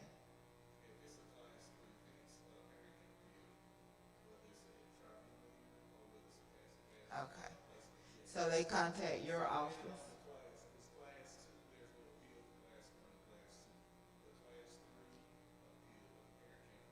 Okay. What will the re-entry process look like for students transitioning back to their base school? I think now that we have these behavior specialists, maybe they can get more involved with their base school principals and set up a re-entry type transition back. Will there be a cap on the number of placements or days? Capping the number of students would depend on the staffing and space. It depends on our location. If we're stuck, I shouldn't say stuck.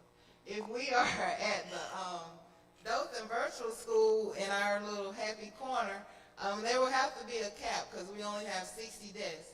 And so it would have to be a cap because of staffing and space. Will students have access to extracurricular activities, electives, and advanced coursework? So the extracurricular activities, now per the code of conduct, students are not allowed back on their base school campus until they have completed their time at Pass. Electives, I think I covered. We use Google Classrooms, pen and paper. We have ICEV for DTC, and we work and communicate very well with their elective teachers. Some elective courses like English, Spanish, they're on Edgenuity. Health is on Edgenuity. Even PE is on Edgenuity, but we do have a PE teacher, so we only use that when it's raining and they can't go outside. Advanced coursework is really continued through Google Classrooms. The teachers have been very great about your advanced students. We do get one or two every now and then that have advanced coursework while they're assigned to pass, mainly for THC, vape, or something like that, possession. We pretty much discussed transportation. Will they be a maximum student to teacher ratio? Research states that limited student to teacher ratios have the best student outcomes.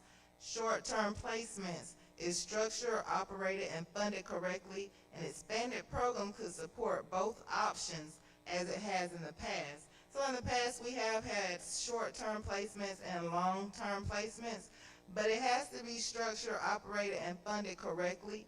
And it could be something that is discussed and actually we could do. Board members requested principals demographics. So for Dothan High, 26-27, white male. Carver 9, 26-27, white male. Dothan Prep, black male. Dothan 6, black female. Pass Academy, black female. 25-26, the demographics is still the same. For the past 3 years, the demographics and gender has remained the same. White male, Dothan High. White male, Carver 9. Black male, Dothan Prep. Black female, Dothan 6. Black female, Pass Academy. What does the research say regarding elementary alternative education programming? Research on elementary students in alternative schools is rare. There's not a lot of research, especially in Alabama, on alternative education that, is very, very outdated. But only 10% to 21% of districts offer an elementary school option, according to U.S. Government Accountability Office 2019. Smaller class sizes can help with classroom management, but removal from traditional classroom settings can worsen behaviors rather than fix the root cause. Elementary is a foundational year. Yes, I am against elementary students coming to Pass Academy. Elementary is foundational. Traditionally, what those students need has not been provided. They may need a reading specialist. They may need a math coach. If those things are not going to be provided, I've never been for. And then if they're in the same building, you could have an 8-year-old going to school with, again, a 17, 18-year-old. It's just, I don't agree with that. And then that's the foundational years. They miss a lot of foundational learning, and you could be setting them up for failure for the rest of their educational career. What does the research say regarding elementary alternative education program? What can we do? Well, if we don't send them to pass, what do? Early intervention priority. Research strongly cautions against traditional isolated disciplinary placements for elementary students in district behavior labs. You were saying you think ISS, you wanted to change the name. Some districts call them behavior labs, some call them TMI, like timeout rooms or something. Recommend self-contained short-term behavior stabilization labs within base elementary schools over separate disciplinary campuses. And now all the elementary pretty much have an ISS. So if it's structured correctly, then they can go to ISS now instead of thinking about coming to pass. Focus areas: heavy emphasis on emotional regulation, developmental screening, family therapy, and foundational literacy and numeracy retention. Those are the focus areas. And a lot of times at elementary school, it's something emotional, developmental, or even medical. What does the research say regarding secondary alternative education? High school models succeed when tied to clear career pathways, hands-on learning, and credit recovery. Structured re-entry, that's what we're going to work on with the behavior specialists. According to Dr. Corbett and Dr. Benner, unplanned returns to traditional schools correlate with a 50% reoffense rate. Structured transition plans are vital.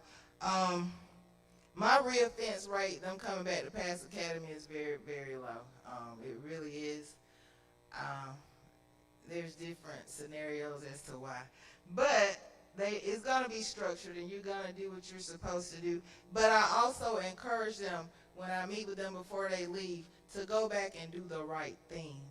Go back and make yourself proud, not just your parents. At certain ages, it's all on the students. So I do have a counseling session with them, and, you know, try to get them to not come back and do the right thing and follow the code of conduct. Mentorship, long-term adult mentorship significantly boosts graduation rates for displaced youth.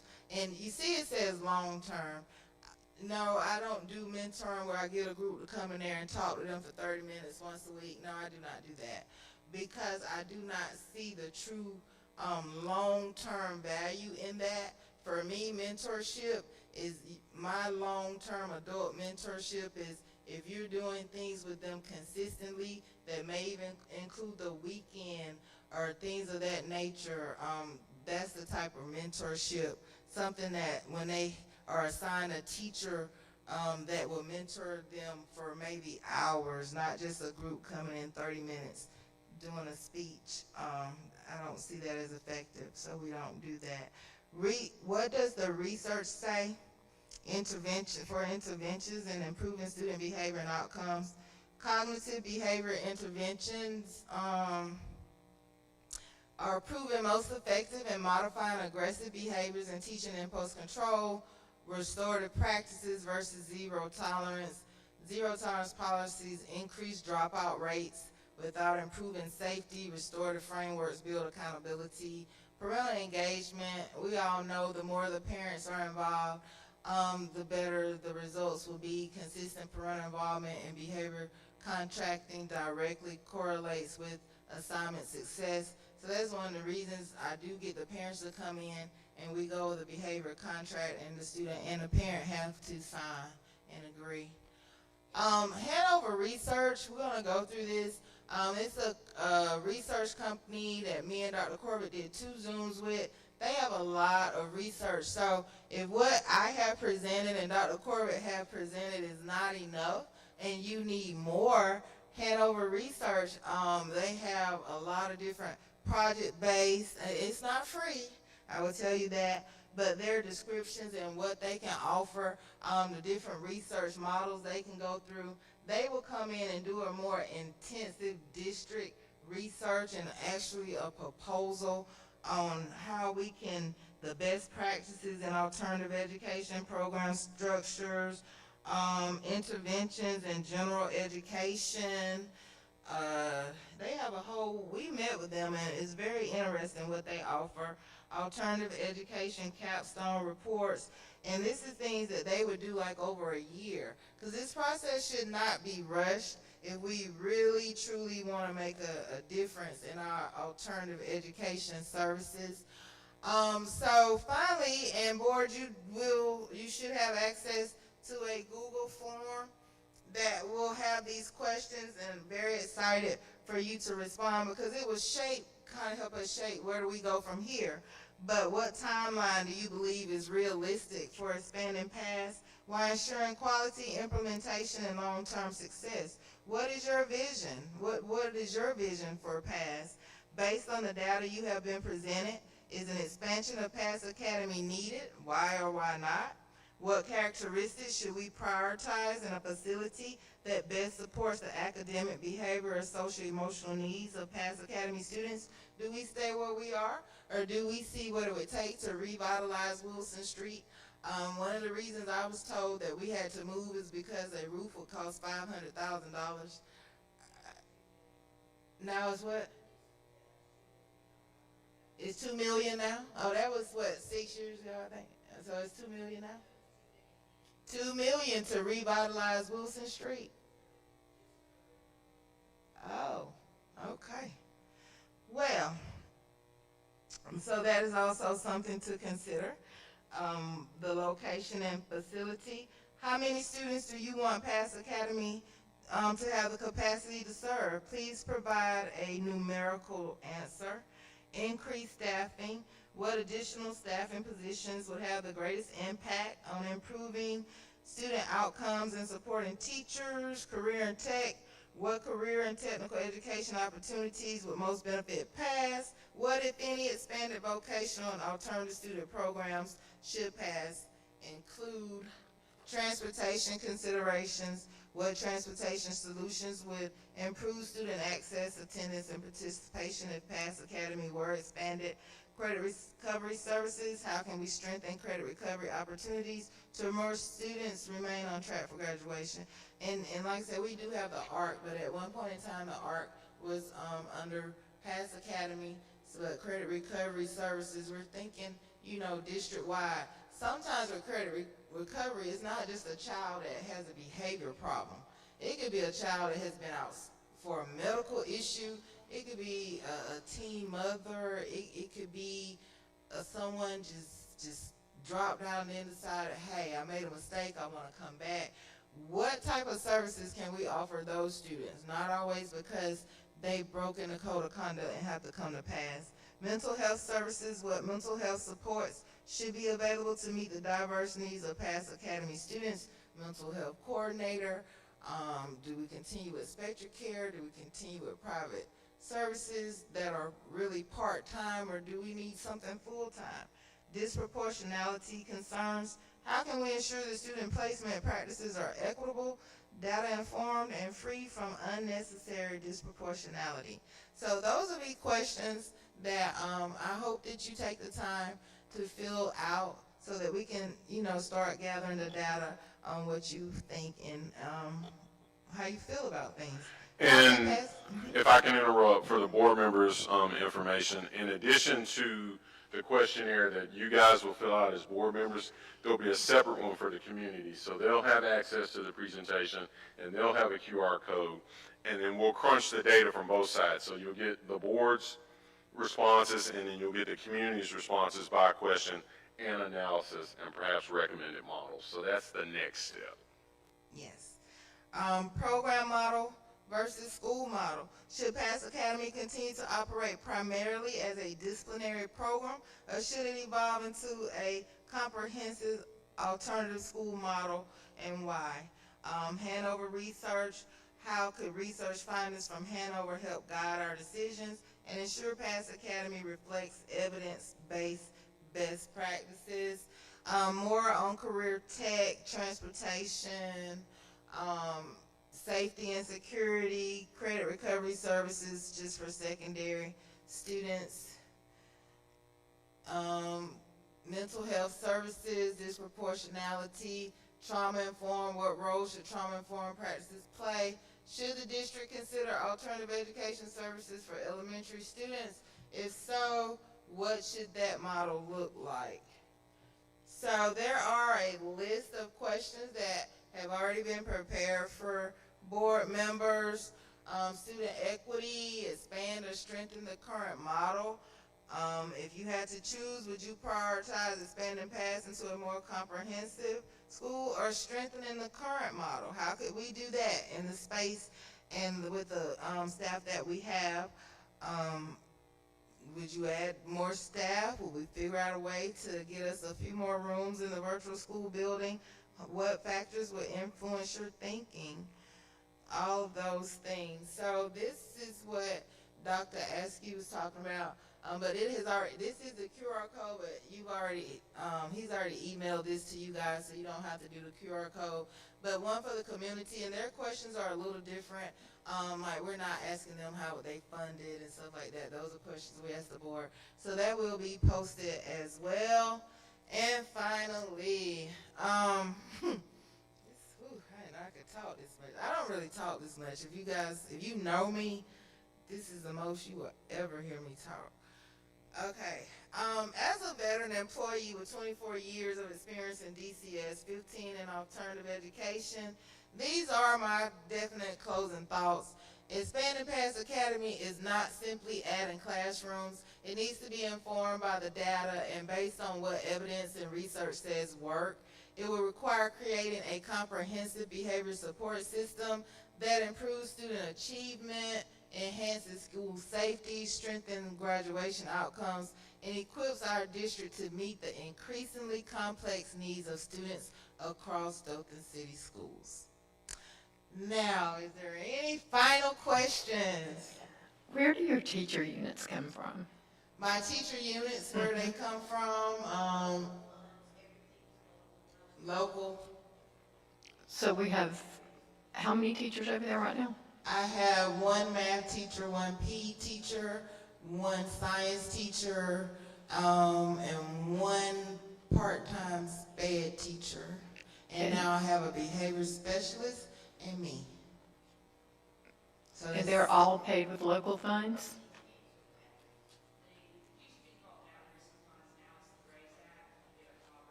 Okay, thank you. Anything else? One more. Thank you. Thank you so much. You've done a really great job with the presentation. You said you had 60 desks in your tiny little corner of the virtual school. Are those ever totally filled? No, they're not. It wasn't last year. Keep in mind, principals are getting better and numbers are going down. Now, like 2 years ago, yes. But now it's getting a little bit better. And it also helps that they're there for 15 days. Like if they were there for 30 days or more, they're there. And it takes longer for them to leave. Being on that 15-day rotation, if they're coming and doing everything they're supposed to do, that helps a lot with keeping, them coming in and coming out. So when we adjusted things like the code of conduct, because at one point in time, if a child fought, they came to pass for 90 days.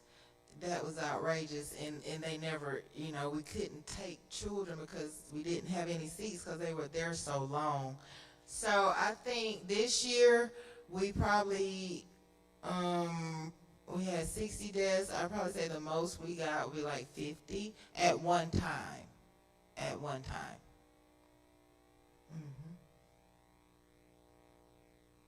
Is that it?